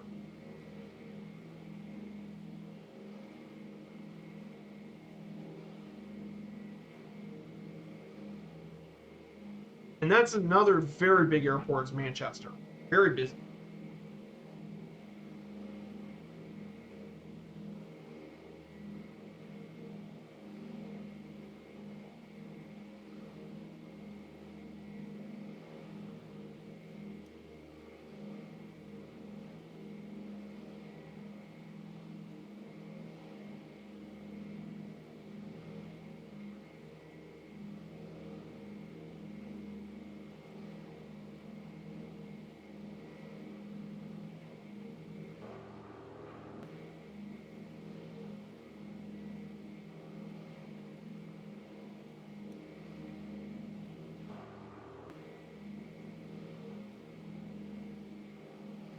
So yeah, I do agree. They are kind of badly underfunded. I'm not really into too much UK's details, but And finally, in terms of tourism in England, there's quite a bit of major tourism in the country.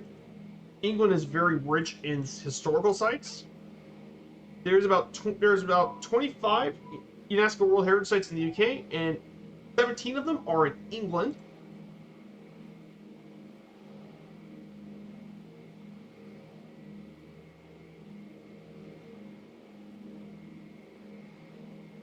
And some of the best known UNESCO World Heritage Sites here in England include obviously Stonehenge and Avebury.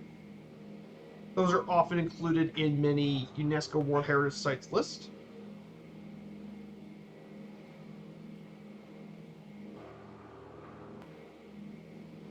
Stonebury and Avebury.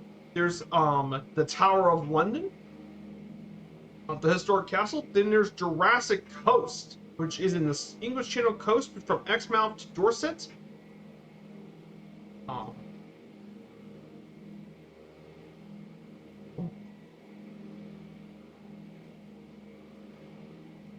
The Palace of Westminster Palace, located in London. The Roman Baths in the city of Bath, right into the city. In fact, you can find some old Roman bath sites. Ironbridge Gorge, and the entire eastern New English Lake District. You can also find Hadrian's Wall, too. And of course, there's way more historical stuff, too. Including the Windsor Great Park in Berkshire County, Windsor Castle, the Natural History Museum and British Museum. But yeah, there's a ton of great places to visit in England. Tons of great places. Hey, Tabletop Android, good to see you. Welcome on in, my dude. Oh, thank you for the shout. Thanks for pointing the shout out. Yeah, yeah, Super Typhon's my mod. I'm lucky to have Typhon as a mod. But England's got tons of time. We're heading to Duxford and Biggin Hill today. So we're just talking about England today. And of course, a blue plaque, the whole marker scheme in the world, is signed as a public place, linked to the location of Biggin's person. And finally, one of the world's most visited cities is London, which is among the most top 5 visited cities in Europe, and it's definitely a great place to check out. I would love... Oh, just for your information, Berkshire is preferred as Berkshire. Berkshire, got it. Yeah, I mean, traditional English versus American English. Yeah, that's another difference. Thank you for that, Dougal. I appreciate it. Berkshire. And then, just for a little bit, it is the English language. Oh boy. Now this is the language you are probably going to be very,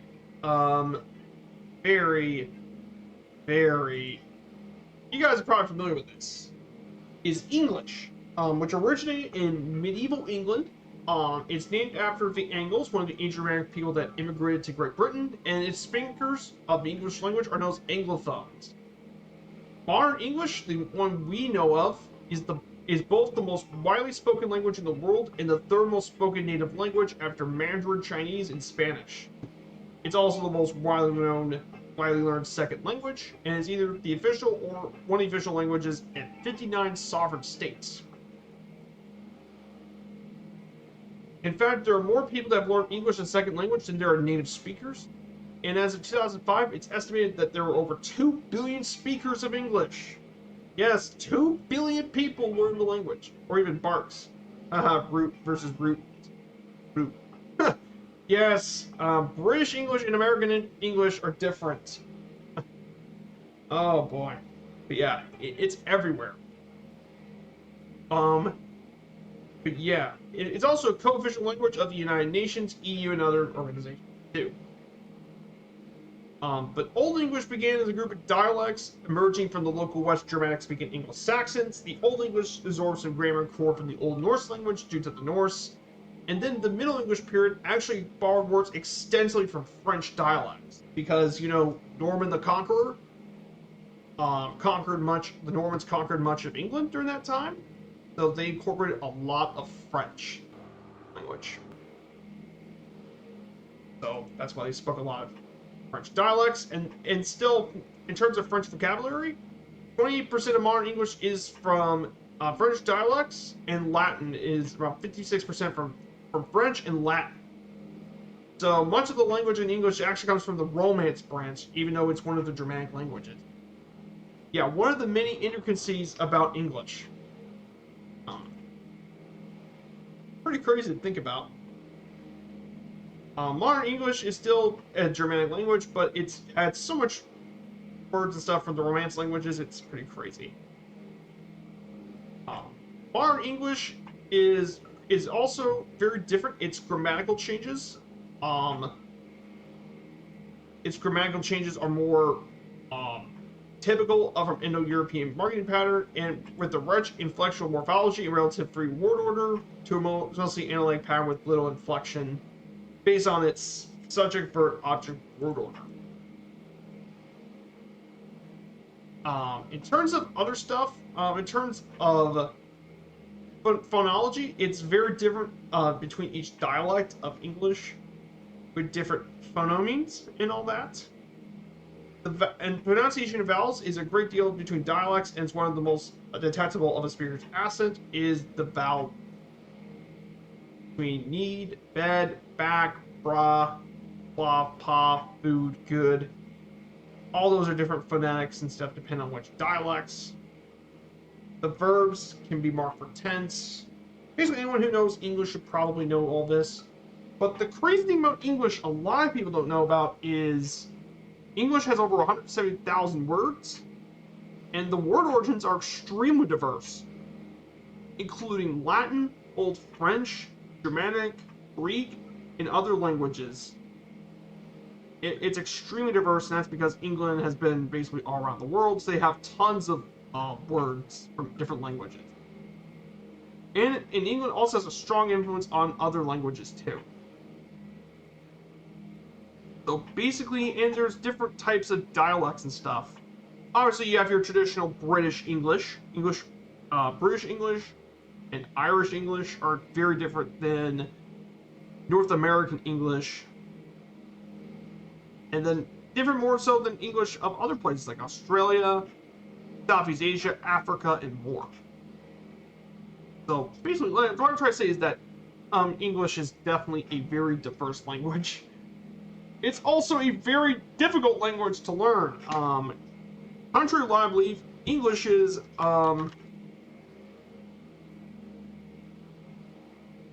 contrary to believe, English is actually a pretty hard language to learn. It's actually a pretty difficult language to learn.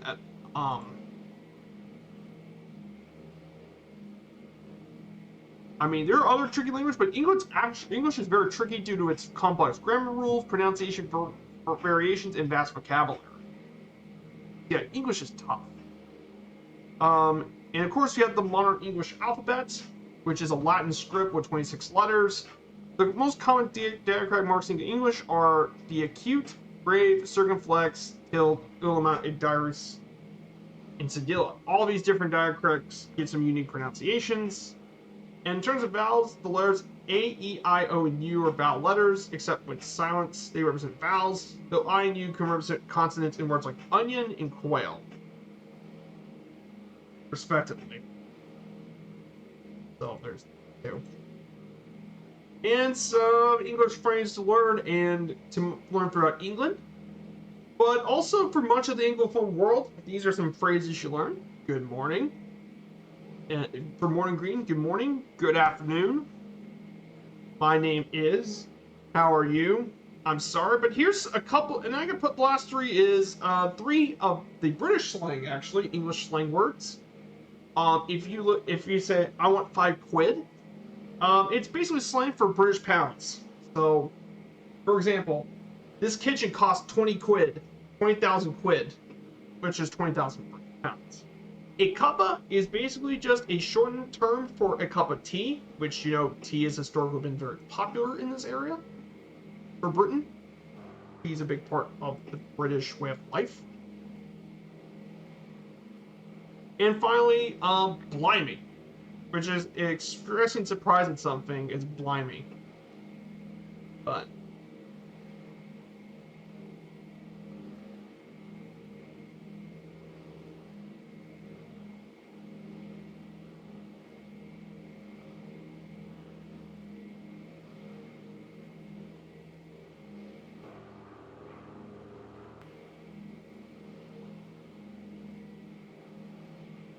so yeah, pretty crazy stuff. And that's it about N5 for education. The Department of Education is the government department responsible for issues affecting the people of England until age 19. Most English secondary schools are comprehensive, though there are selective intake grammar schools, which have to pass through 11 plus exam. And England has some of the highest ranked universities in the world. Cambridge, Oxford, the Imperial College of London, University College London, and King's College London are among the top 30 in the world based on the 2018 QS World University rankings. So yeah, the schools in England can be very prestigious language universities, and they're definitely very, very.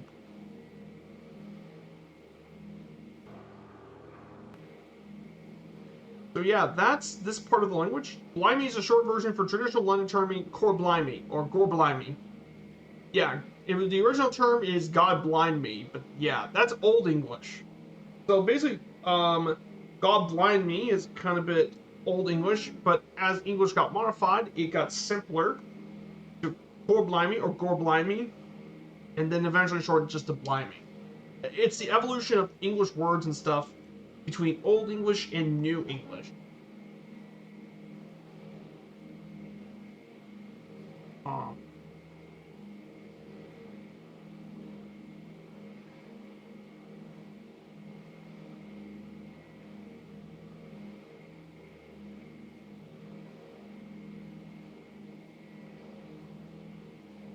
Basically, the different. Blimey's pretty catchy.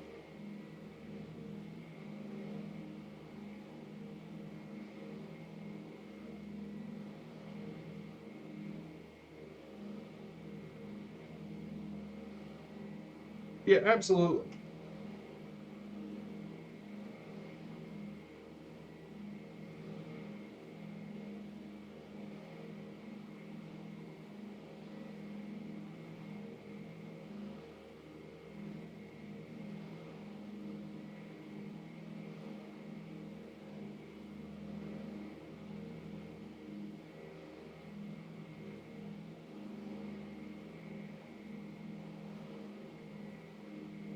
Hey, good to see you, Nedux.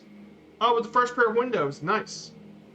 Well, we're heading our way over to, we're actually flying over Hull now. So this city we're flying to now is Hull, in England. The city's full name is actually Kingston upon Hull. This port city in the East Riding of Yorkshire. It relies upon the River Hull at its confluence at the Humber Estuary, 25 miles inland from the North Sea.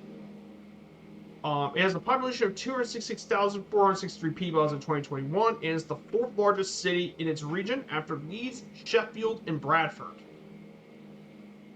The town itself was actually founded in the late 12th century by the monks of the Mill Abbey as a port town to expand wool, and it was renamed in 1299 to Kingstown upon Hull. And it has been a market town, military supply port, trade center, fishing, and whaling center. It also was an early theater of battle during the English Civil War. And during the 18th century, one of the members of Parliament, William Wilberforce, took a prominent part in the abolition of the slave trade in Britain. More than 95% of Hull was damaged or destroyed in the Blitz, but they were rebuilt after the Second World War period.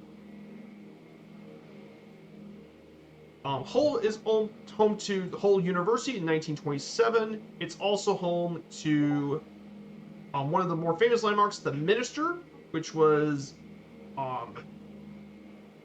it has its own tile surge barrier, a Hull Paragon interchange in the Deep Aquarium. It's also home to other sports teams. Hull Association Football Club, which plays in the second tier of English football. And there's also a rugby, and it's home to the world's oldest rugby league club, Hull Football Club. So, yeah. Yeah, there's the city of Hull.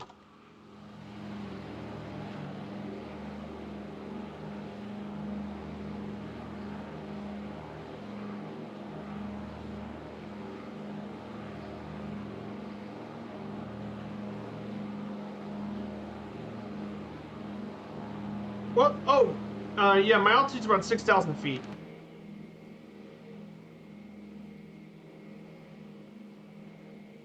Yeah, if you look at my top of my screen, I use a program called Sim Toolkit Pro.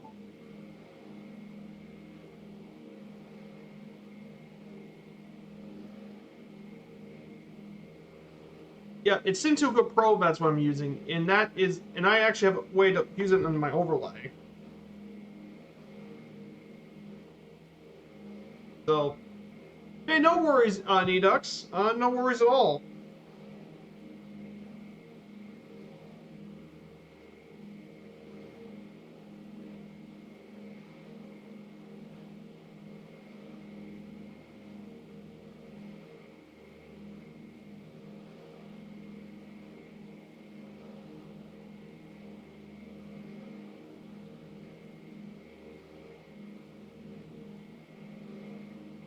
There's Hull.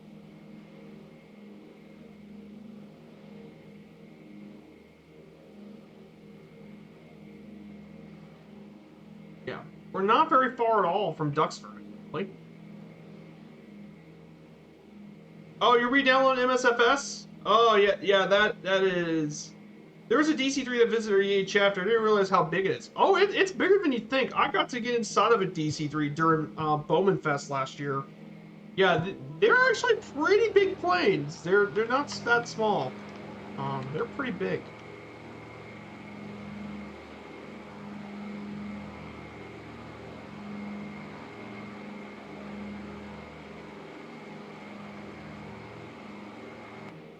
So yeah, they're pretty big. Bridge you see is the Humber Bridge. Yes. The Humber Bridge actually is what I see. Yep, I think I see the Humber Bridge. Bridge you see is the Humber. It is the largest. It was once the largest single bridge when it was opened back in 19. Oh yes, the Humber Bridge. That's right. It was opened back in 1980. Well,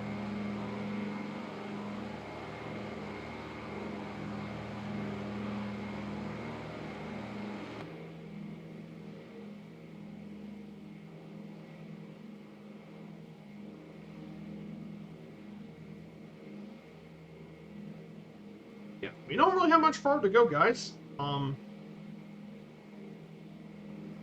Ah, the mere presence of my picks. Oh, that's pretty good. Um, I'll be back in 1 second. I'm gonna get me something to drink. I'm gonna refill my drink if that's okay. So I'll be right back.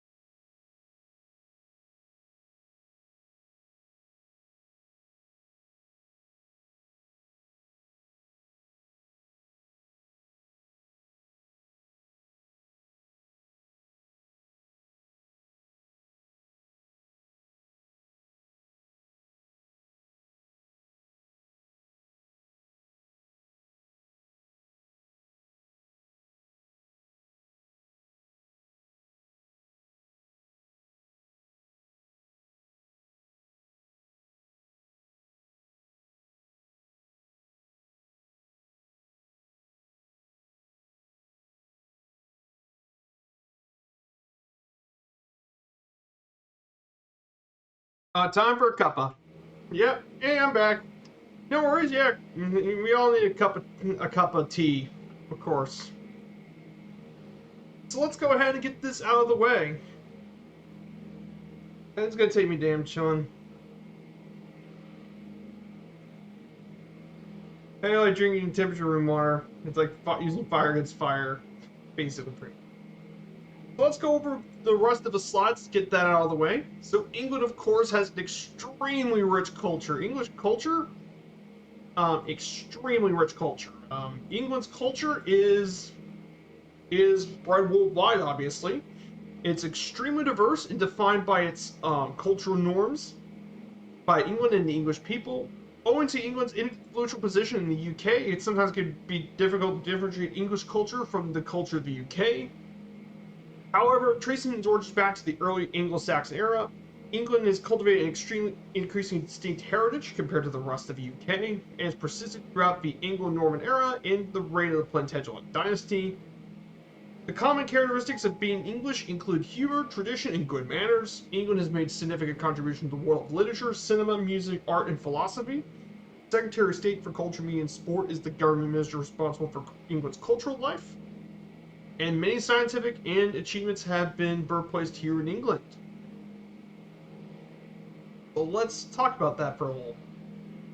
In terms of England's architecture, England's got a rich architectural heritage. During the prehistoric pyramid, many ancient sandstone monuments were erected, including Stonehenge, Devil's Arrows, Brunstead Monolith, and Castlereagh. Then we go through the Plantagenet era. During that time period, when the Plantagenets ruled England, during their era, English Gothic architecture flourished, with prime examples include the Canterbury Cathedral, Westminster Abbey, and York Minster during the Plantagenet era.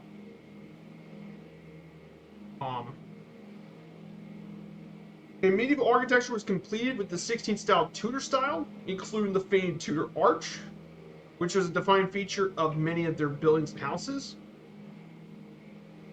And then finally we get to the Georgian architecture, which is more refined.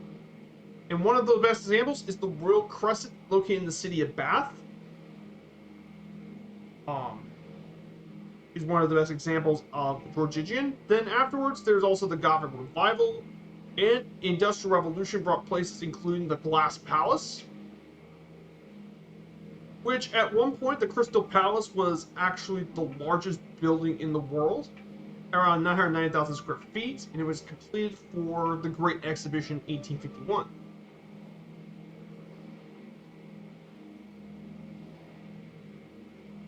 So you got England's rich architecture. Hey, Ian Fisher, good to see you. Good evening. Thanks for the shout out, Typhon. Thanks for helping him out. I'm into capture history. I'm going deeper in that kind of stuff. Yeah, I like to learn all sorts of history. Just as long as it's safe for work and safe for the people listening here in the chat, I'm okay with that. Of course, England is also very rich in folklore, and that's been developed over the many centuries of England folklore, including tales of beings like pixies, giants, elves, trolls, goblins, and dwarves. And while many legends and folk customs are thought to be ancient, include the tales of Alpha the Angel Wayland Smith, others date from after the Norman invasion, including the legends of Robin Hood and his merry men of Sherwood, and their battles with the Sheriff of Nottingham, which are the best known of all that. And you guys probably know about Robin Hood, one of the great heroic outlaws of English folklore. During the High Middle Ages, tales from the Byronic traditions entered English folklore, developed into the Arthurian myth, featuring King Arthur, Camelot, Excalibur, Merlin, and the Knights of the Round Table, such as Lancelot. And these were centrally brought within Geoffrey of Monmouth's Historia Regum Britanniae, around 1136. And there's also other stories too, including Bonfire Night, which is celebrated every 5th of November, commemorating the fall of the Gunpowder Plot, centered on Guy Fawkes, and various other folk activities like Morris dancing, Rapper Sword in the Northeast, and cheese rolling in Cooper's Hill. There's tons of folklore and traditions all across England. Pretty cool stuff to learn about.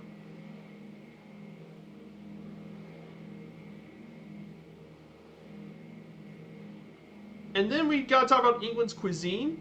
England's cuisine definitely has been characterized by simplicity and reliance on high quality natural produce. During the Middle Ages and Renaissance, English cuisine enjoyed an excellent reputation, though it declined during the Industrial Revolution with urbanization.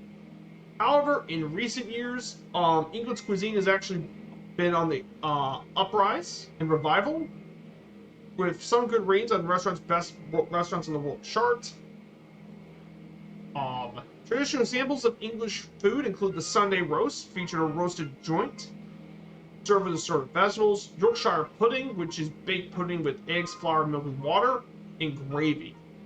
Other prominent meals include the fish and chips, fried fish and batter served with chips, which is basically their version of French fries, and the full English breakfast, consisting of bacon, sausages, grilled tomatoes, fried bread, black pudding, baked beans, mushrooms, and eggs.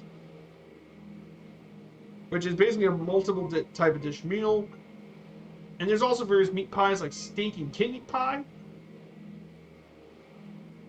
steak and ale pie, cottage pie, and Cornish pasty. There's also sausages as well, like bangers and mash, which is basically sausages, mashed potato, or toad in the hole, which is Yorkshire pudding batter with sausages and Yorkshire pudding batter with onion gravy and vegetables. There's also many Anglo-Indian hybrid dishes like curries, like chicken tikka masala and balti. And traditional English dessert dishes include apple pies, spotted D or spotted dick, which is made of dry fruit and suet, and sticky toffee pudding as well. And of course, you can't forget one of the hallmarks of English cuisine. Tea is very, very popular here in as well. Tea has been a big part of English cuisine for a long time.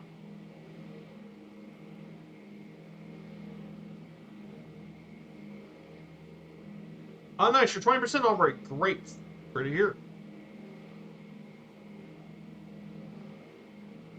Well, but yeah, English food definitely has gotten a bad reputation by stereotypes, but England's cuisine is on the rise, thankfully. And I'm glad that English cuisine is definitely getting better reputation. I think a lot of it has to do with the fact that with the rationings and the world wars, kind of dented the English cuisine quite a bit. That culture's still been around. In terms of visual arts, England is also really rich in art, especially during the Tudor period, which had prominent arts in the court and had brought a rich visual art tradition, mainly starting with the Romans with various art like statues, busts, glasswork, and mosaics. During the early Middle Ages, the style favored sculpted cross ivories, manuscript painting, and gold jewelry. Then with the Tudor era, brought lots of portrait painting, which will remain a big part of English art.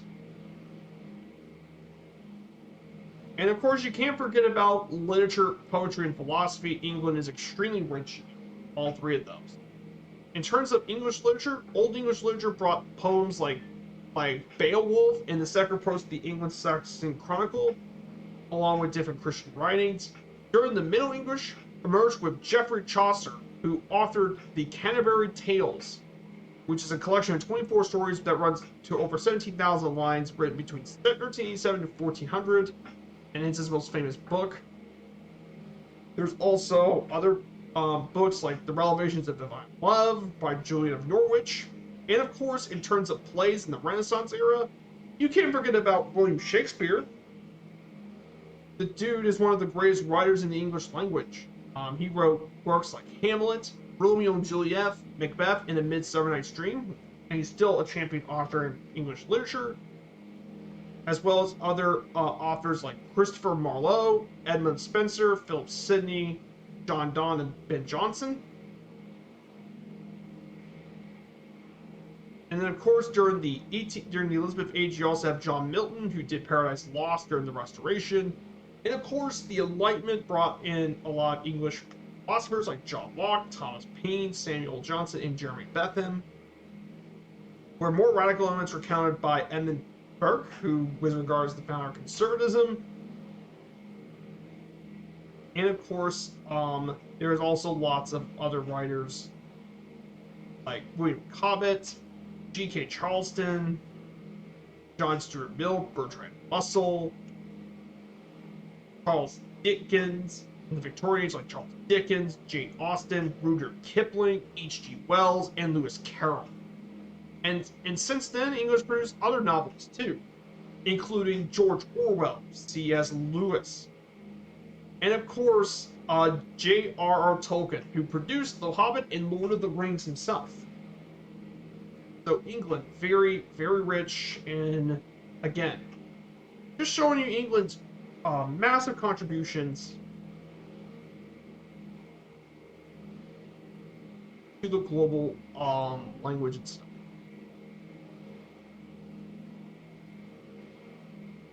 And then performing arts, England again, another reason why England's so rich. The performing arts, England's music scene plays a massive role in England. The traditional folk music is centuries old, featuring sea shanties, jigs, hornpipes, and dance music with ballads, lots of dances and stuff. Early English composers in the classical music include Renaissance artists Thomas Tallis and William Byrd, and Thomas Arne, and of course there's also Thomas Augustine Arne, who actually was well known for his patriotic song "Rule Britannia" back in 1740. Let's see if we can get some of the lyrics for that.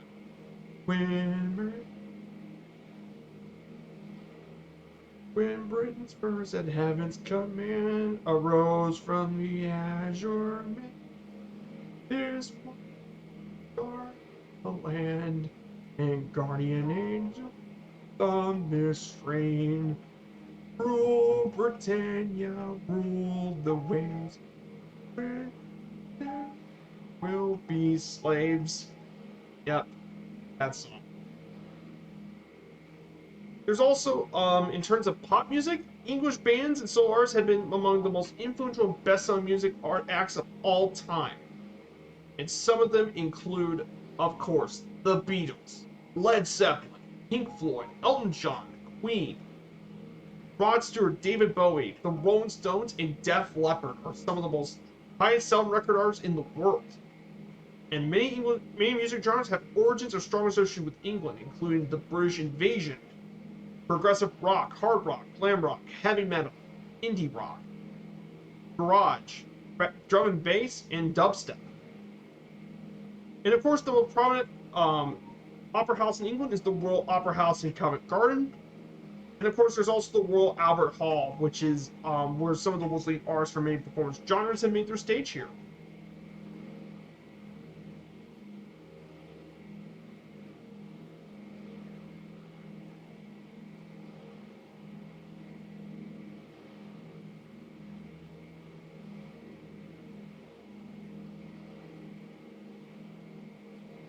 Oh, the exploration's going pretty well, Ducks. We're almost done with the journey. We're just only after today will be 3 streams left of this journey. I mean, it's pretty crazy that we're near the end of this journey. It's absolutely crazy. But yeah, and of course, there's also cinema. The England and UK also has a considerable influence in cinema, produces some of the greatest actors, directors, and motion pictures of all time.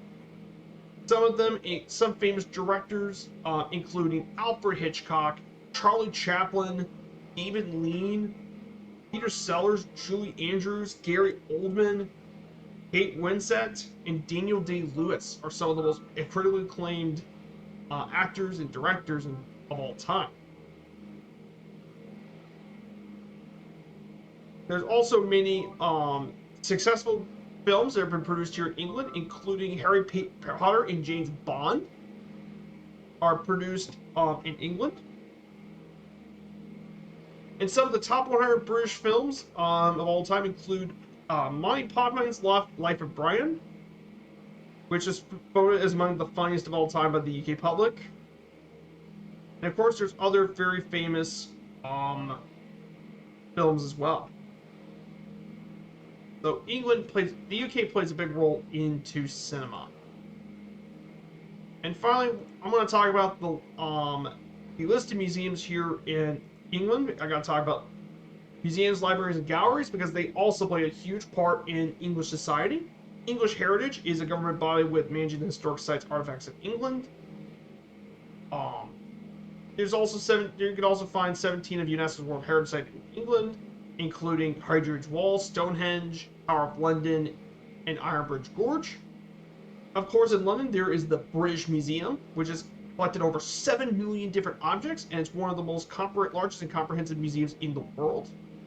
There also is the British Library in London, which is one of the world's largest research galleries, holding over 150 million items in almost all known languages and formats, including around 25 million different books. There's the National Gallery in Trafalgar Square, which contains over 2,300 paintings dating from the mid-13th century. And entry to most museums and galleries in England are completely free. So definitely worth checking out here in England. And the last major known thing in England we got to talk about is sports. Sports are a huge deal in England. After all, England's one heritage is where many sports were found around the world were founded in England, including associated football or soccer, cricket, rugby union, rugby league, tennis, boxing, badminton, squash, rounders, field hockey, snookers, billiards, darts, netball, thoroughbred racing, and fox hunting, as well as helping to develop golf, sailing, and Formula One. By far, England's most popular sport is football, no question. England's football team has been around since 1872 when they played Scotland for the first ever international football match. England once hosted and won the 1966 FIFA World Cup. And England's also recognized by FIFA as the birthplace of club football, and the world's oldest club is Sheffield Football Club. Also, cricket's popular here too, with England's cricket team. It's well known for the Ashes event between England and Australia, and they play in the Lord's Cricket Ground in London, known as the Mecca of Cricket. Of course, rugby union's also been popular here too. London has hosted the Olympic Games, Summer Olympics 3 times. Golf's been prominent due to its ties with Scotland and has played in both England and Scotland. Tennis is a big deal, home to Wimbledon, which is the oldest tennis tournament in the world is in Wimbledon. In terms of racing, the 1950 Grand Prix Silverstone was the first race in the Formula One World Championship at Silverstone, and England's produced a rich heritage in Grand Prix motorcycle racing and Formula One. So yeah, England plays exploration. I mean the slides. Yeah, the slides are going pretty well. Yeah, the slides are going pretty well. I'm nearly done with the whole journeys. So yeah.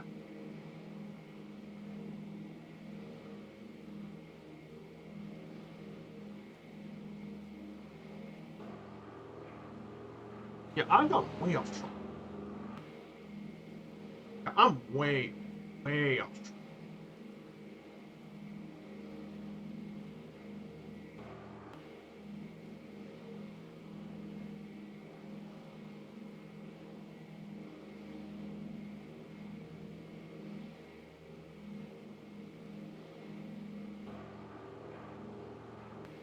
So yeah, we're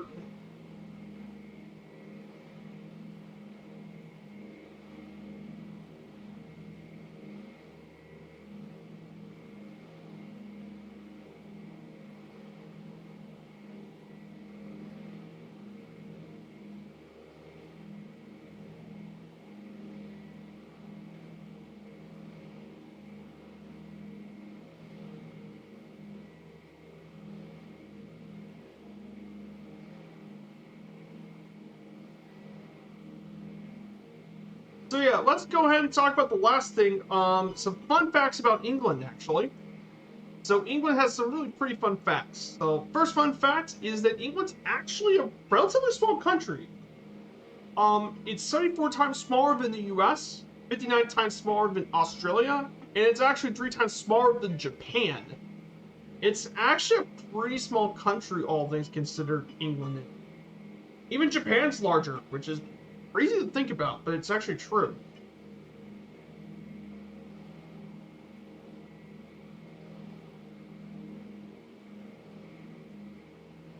And the next fact is, obviously Stonehenge is one of the oldest man-made structures on Earth, dating back to over 3,000 years. And it's one of the 7 ancient wonders of the ancient world. Here's a pretty fun one. The annual cheese rolling competition in Gloucestershire County in southwest England, where an 8-pound double Gloucester wheel of cheese was rolled down Cooper Hill, and participants actually raced after it. And finally, William Shakespeare actually was a big role in the English language. As crazy as it sounds, because William Shakespeare added approximately 3,000 words to the English language. Shakespeare literally introduced 3,000 words to the English language. But yeah. Okay, so we're gonna go ahead and some sites and stuff in England to find include the Tower of London, located in London, which is this fortress includes the impressive Crown Jewels exhibition, the classic Guillaume and Warder tours, the Royal Mint, and exhibits with the lake, which is supposed to display about prisoners. Lake District National Park, with 12 of the country's largest lakes and more than 2,000 miles right away waiting to be explored. There's little wonder the region continues to inspire with magnificent views. And finally, Canterbury Cathedral in Canterbury, which is the cradle of English Christianity and home to the Archbishop of Canterbury. So yeah, that's about that. We got 2 more slides to do right here before we land. First is Duxford Aerodrome, Echo Golf Sierra uniform, located here just 9 miles south of Cambridge, and it's owned by the Imperial War Museum. It's currently owned by the Imperial War Museum, and it's located at the site of the Imperial War Museum Duxford and American Air Museum. The area around it was been used for military purposes in 1912, but it wasn't until 1917 where a formal airfield was built. And it dates back to 1918, where much of the buildings were constructed by German POW labor. During the interwar years, Duxford's home to a couple of fire squadrons as well, and they continued to build buildings and technical HQ, guard room, and domestic buildings. They also hosted a Silver Jubilee review before King George V observed the squadrons of the aerodrome. In 1936, Frank Whittle, who studied at Cambridge, flew regularly from Duxford and helped develop the jet turbine. And Number 19 Squadron was also the first to receive the Spitfire in 1908, but it grew much more during World War II, however, is where this airport gained its biggest notoriety. Duxford was part of the area covered by the 12th Group, and Duxford was a major part of Battle of Britain with the formation of the 310 Squadron, which consisted of Czechoslovakian pilots who escaped from France, and they played a crucial role, as well as being home to squadrons of the number 302, the Polish Squadron, and the number 6111 Auxiliary Squadron, and they helped secure the Battle of Britain, repulsing the Luftwaffe. It also became known as the Big Wing, as well during 1942, and then afterwards it became an Air Fighting Development Unit station to develop planes like the Hawker Typhoon, the de Havilland Mosquito, and the Mustang, as well as being used by the U.S. Army Air Forces as well for some of their squadrons here, including the 350th Fighter Group, the 78th Fighter Group as well. After the war, Duxford was eventually reopened as a civilian airport, and it was used for both filming and civilian uses, including the film Battle of Britain in 1968. Eventually, though, afterwards, it's currently owned by the Imperial War Museum. So.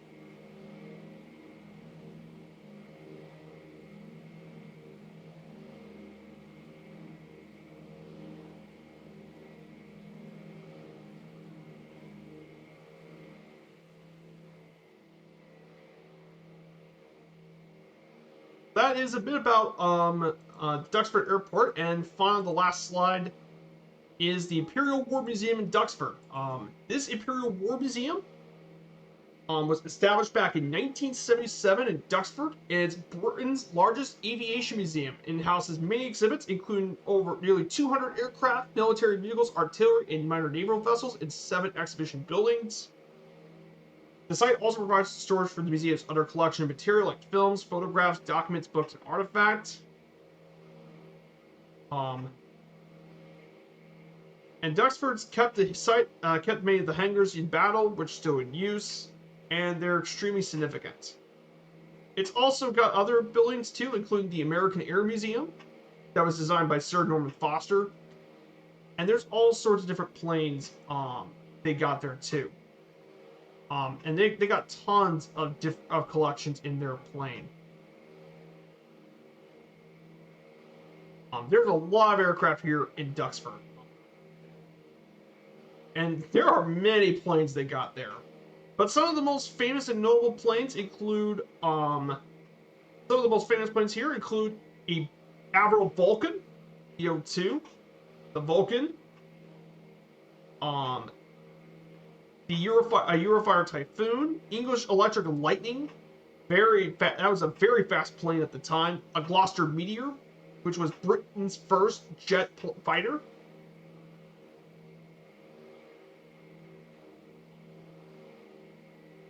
They got a Spec Cat Jaguar, a Messerschmitt Bf-109 that actually crashed in 1940.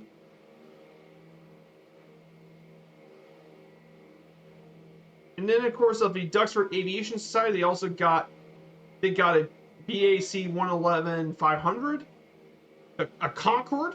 They actually got a Concorde there. The de Havilland Comet, the world's first commercial jetliner, and a Hawker Siddeley Trident. That's at least to see the few.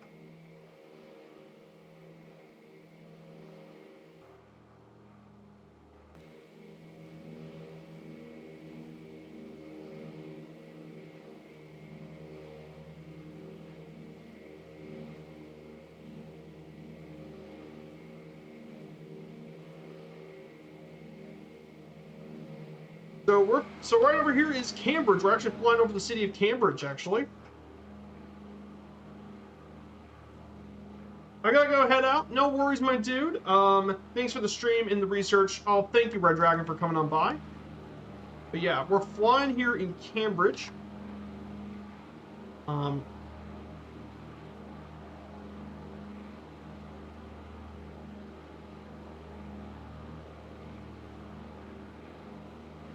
Yeah, there's the city of Cambridge.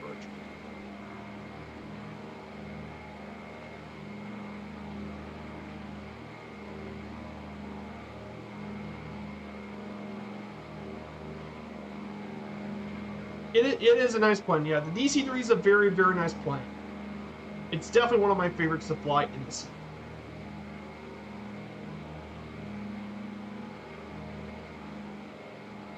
But yeah. Thank you guys so much for being part of the stream today. So here's Cambridge.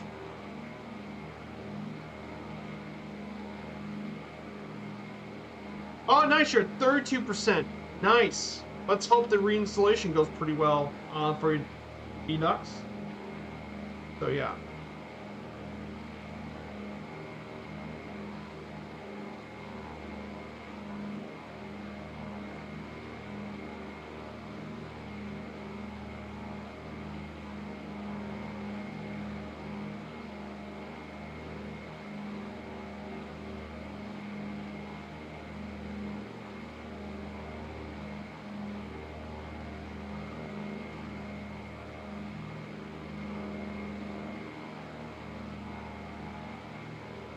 If you guys want to join along, I got my Discord.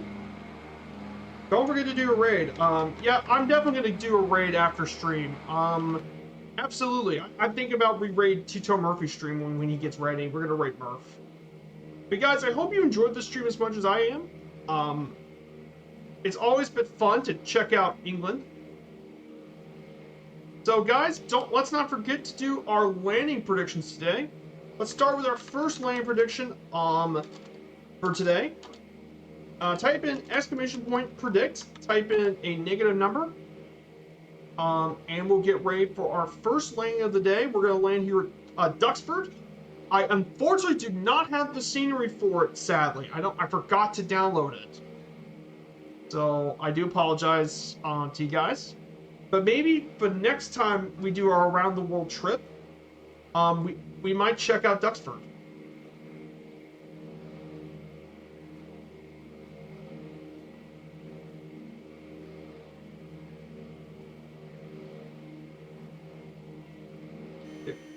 And there's Duxford Aerodrome.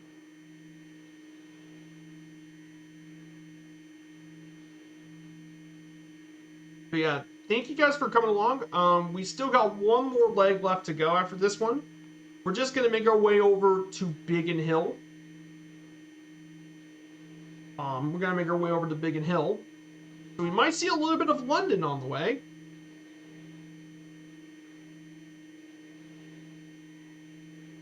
Yeah. Hey, US APR1, good to see ya. Good to see you, US APR1.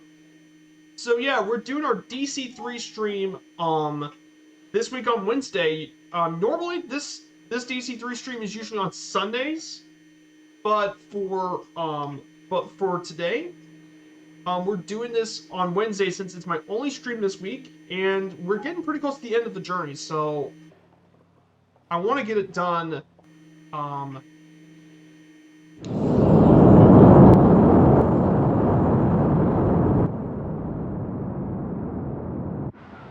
But yeah, the DC-3 would feel right at home in Duxford. It'll feel right at home.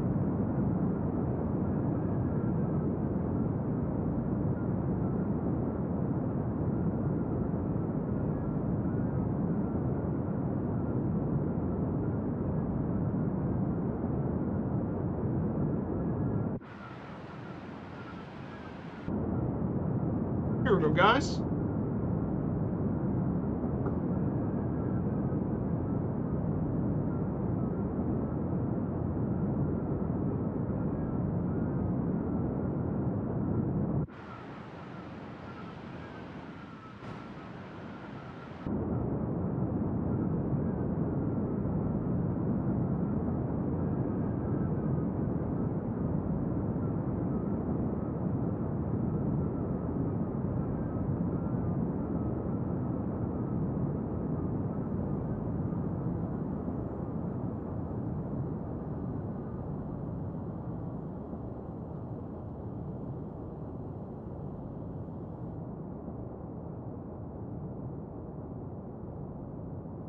And we're in Duxford, everyone.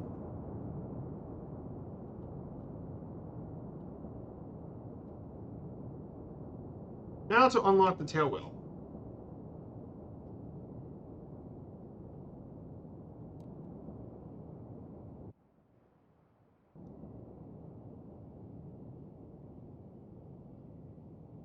Beautiful Duxford, no center line. Yeah. But yeah, beautiful Duxford. I'm out here and have a great vacation. Thank you so much, Red Dragon, for flying along today. It's great to see you in the air with me, as always. Great. So we follow our way to Duxford. We're gonna so here is Duxford actually. Here is beautiful Duxford. For the Discord.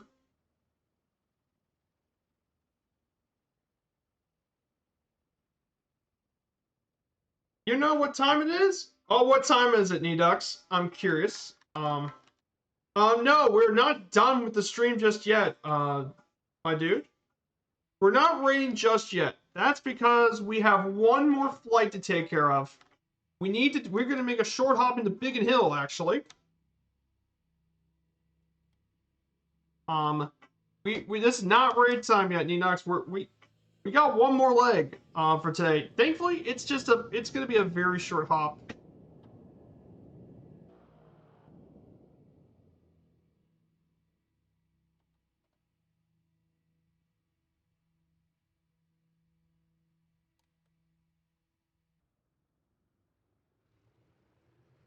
Um,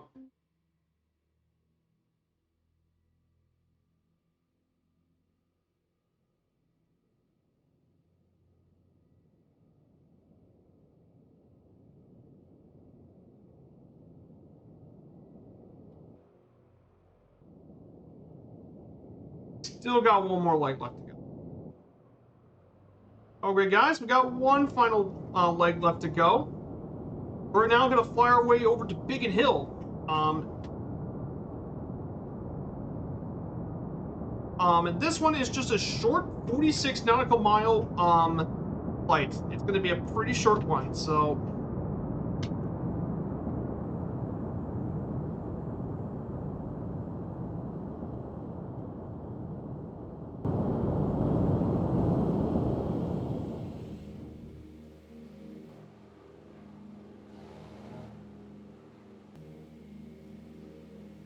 going to do a short flight. No, it's not going to be very long at all. Let me check the tanks. Don't think I have to change the tanks at all. I think this is just going to be a very short flight. Altitude, we're going to probably fly around 2,500 feet. Don't need to fly at a high altitude for this one. England is not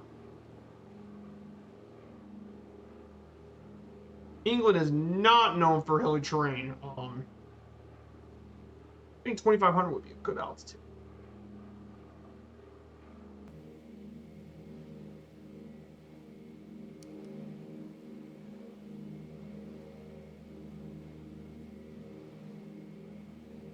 Well, let's make our way over to Biggin Hill.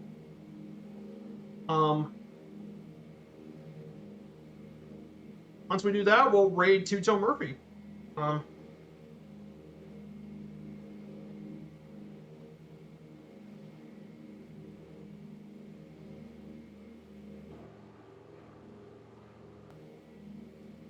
yeah, we're gonna head through Biggin Hill today, guys. So Biggin Hill, London Biggin Hill is a GA airport at Biggin Hill currently. However, Biggin Hill is most famous for its role in the Battle of Britain during World War II, when it served as one of the principal fire bases protecting London and southeast England from the Luftwaffe.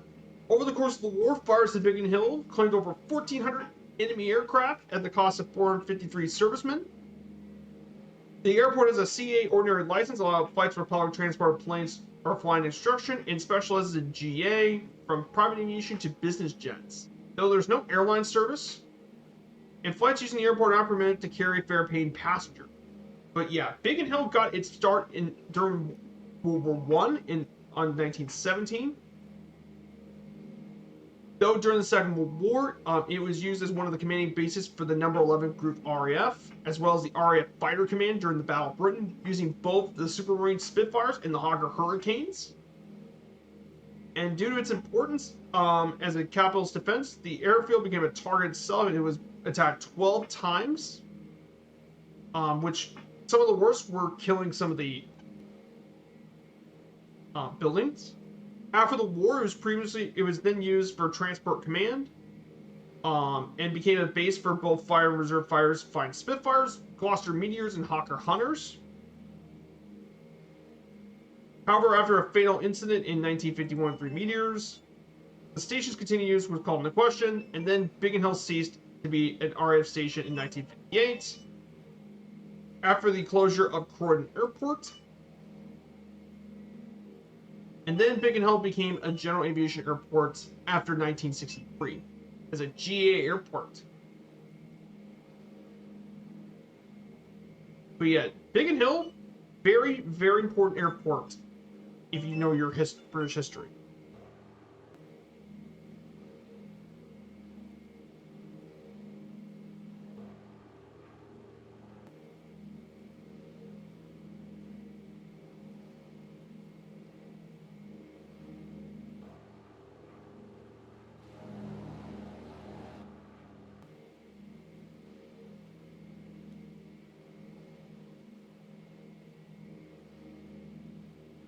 So yeah, that is Biggin Hill for you guys. Historically a very, very important airport.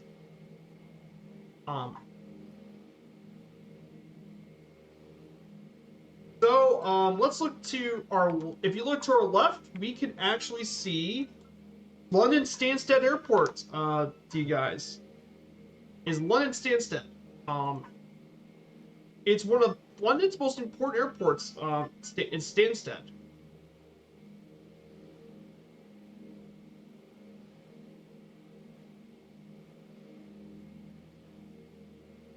London Stansted.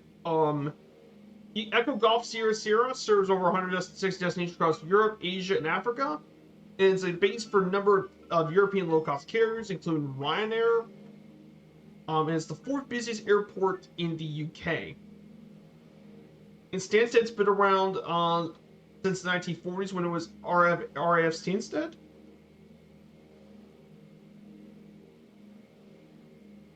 But it quickly grew into a major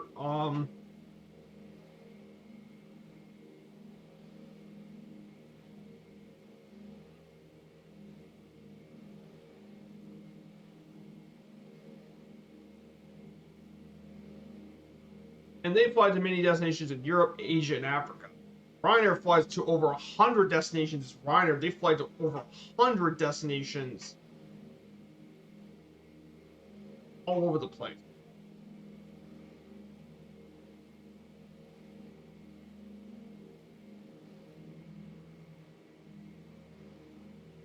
No flight plan? There is a flight plan. It's in my Discord. My flight plan's on the Discord. But the route is just simple. It's just basically Echo Golf Papa Charlie.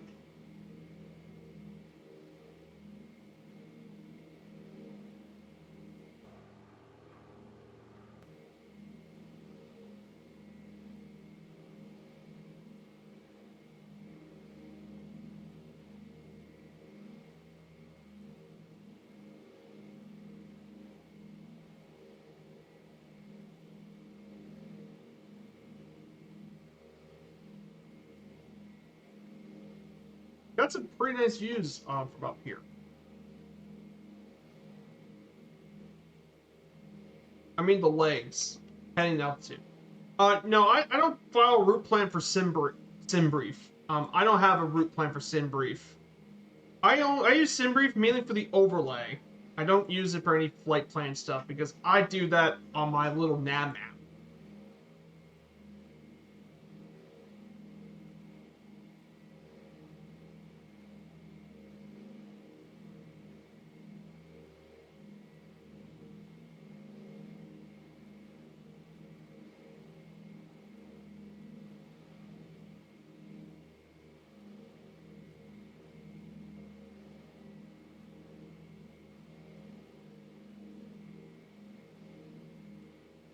That's what I mainly use.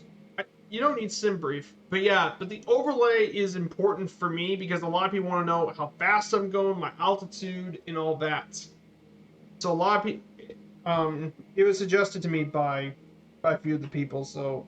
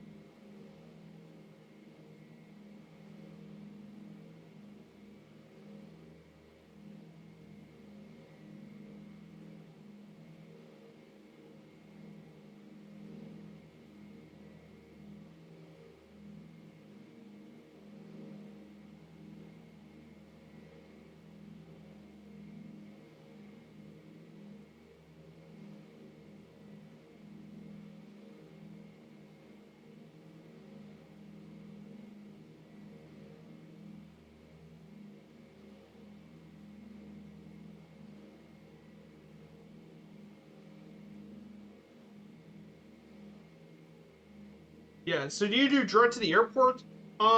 Basically I do. My thing is mainly direct to the airport. Since this is Dead Reckoning, I do fly directly to the airport. But I'm mainly following it through little nav map. Put a few waypoints, but mainly it's direct to airport mainly.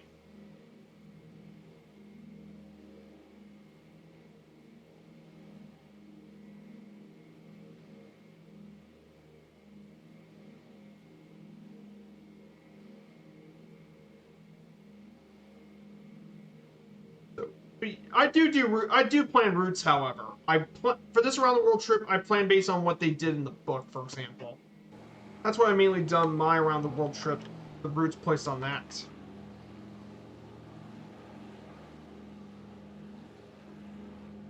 And guys, I think we actually see London in the distance. You guys probably all know about London, of course.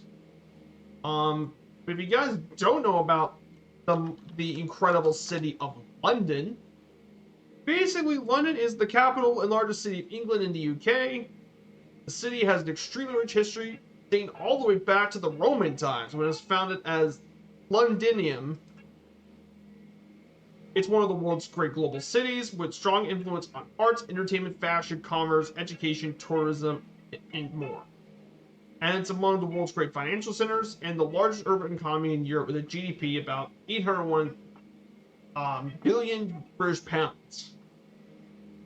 It's home to some of the great universities like the Imperial College of London and the London School of Economics, as well as being Europe's most visited city, and it has the busiest city airport system in the world. It has extremely diverse culture with 300 different languages. It has 4 UNESCO World Heritage Sites: the Tower of London, Kew Gardens, the Palace of Westminster, and St. Margaret's Church. I mean, London is a global city.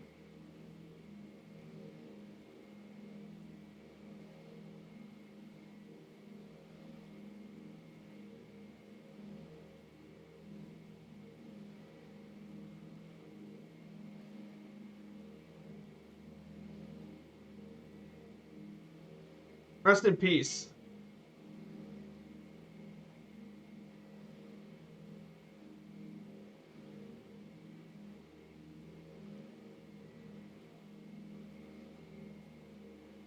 So here's London, everyone.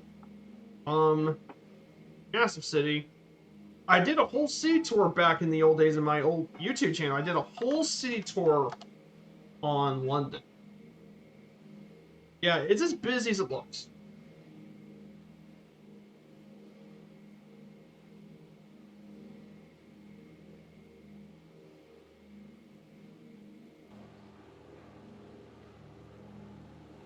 Hmm.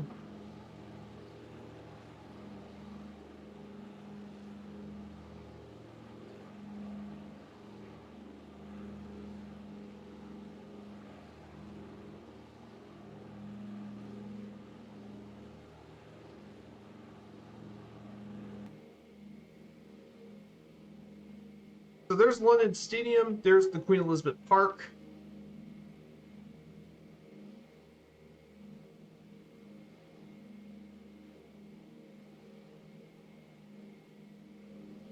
Yeah, you can see all of London.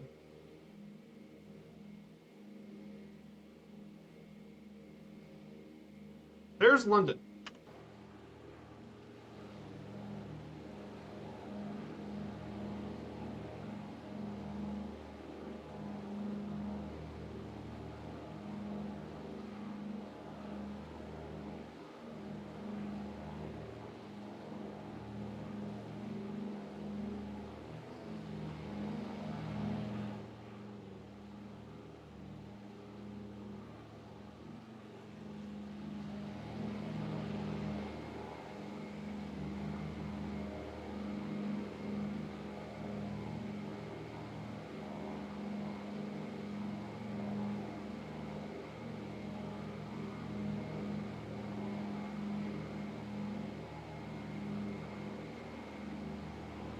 Yeah, that's a lot of detail. Yeah, this is London. Photogrammetry, thanks to the city update,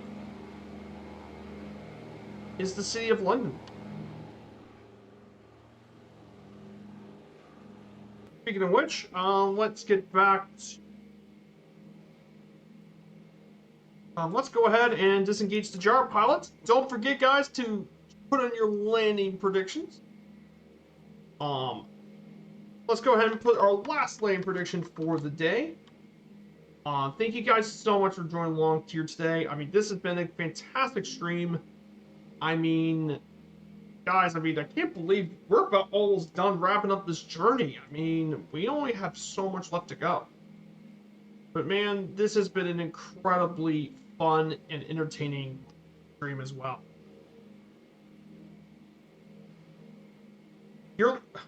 Yeah, my laptop does well with the scenery. I know. I do appreciate it, Dougal. I kept it to medium settings because, I mean, I could run the higher settings if I want to. But I mean, yeah, my laptop is a nice gaming laptop, Dougal. I know, my laptop is a very fast, very good performing laptop. Like it's doing quite nicely with the sim.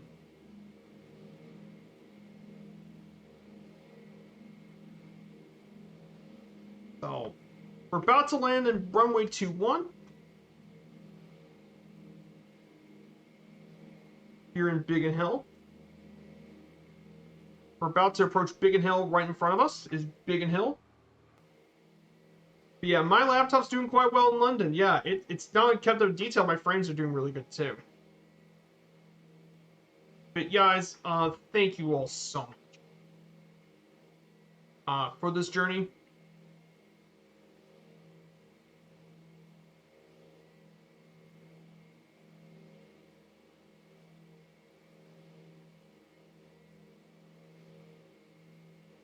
So this will be our second and last landing of the day, guys. I mean, yes, let me go ahead and turn this down real quick. Oh, you're missing 2 messages, Viper. Oh, what did I miss?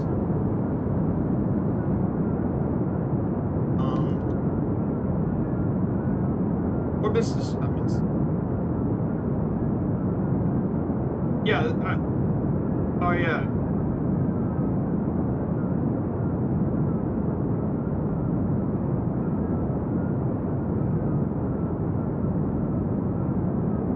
Oh, you're messaging 2 messages? What am I missing?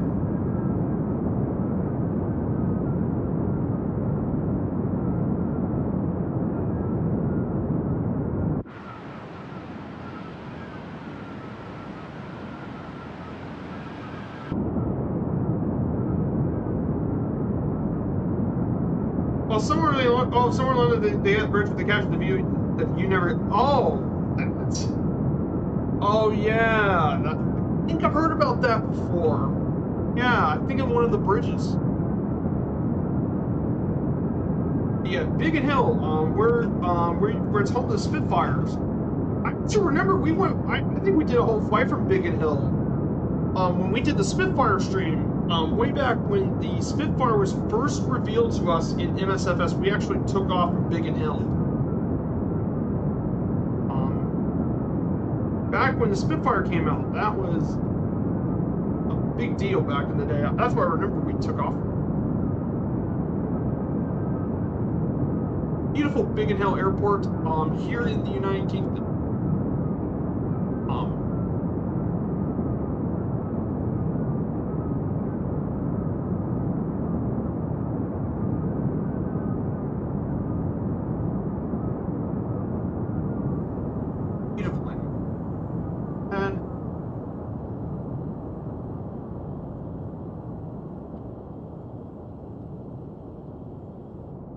And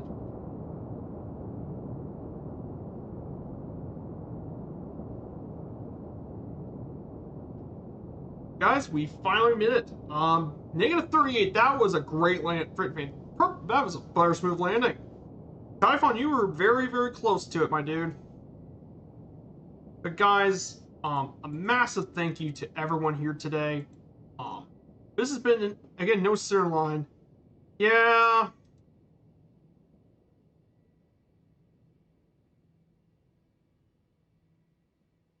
I mean, it's not easy, considering we're in the DC-3, and it's not easy to see the center line. I'm gonna park right here.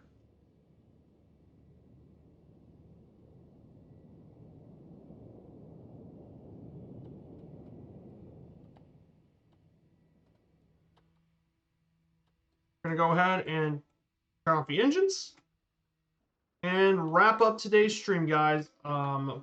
Wow, what a stream that is, guys. So, guys, thank you all so much for coming here on today's stream, guys. Wasn't expecting to do a DC-3 flight today, but you know what? I'm glad I did. So that is legs 58 and 59 done in this journey. Guys, we only have 6 more legs left to go on this journey, guys. 6 more legs and 3 streams left to go. So, guys, a massive thank you for everyone here. We're in the home stretch of our journey. We just need to complete 3 more streams and 6 legs. So I'll be gone on vacation, and we'll be heading out for quite a bit. So we're gonna go ahead and set up the raid for Two Tone Murphy, my amazing friend and community member, Two Tone Murphy. Guys, thank you so much for coming along today, and I hope to see you guys in the future. I hope to be back on October 29th. We'll be doing legs 60 and 61 from Biggin Hill to Paris and Paris to Frankfurt. So see you guys all there. Take care and stick around for the raid. Bye.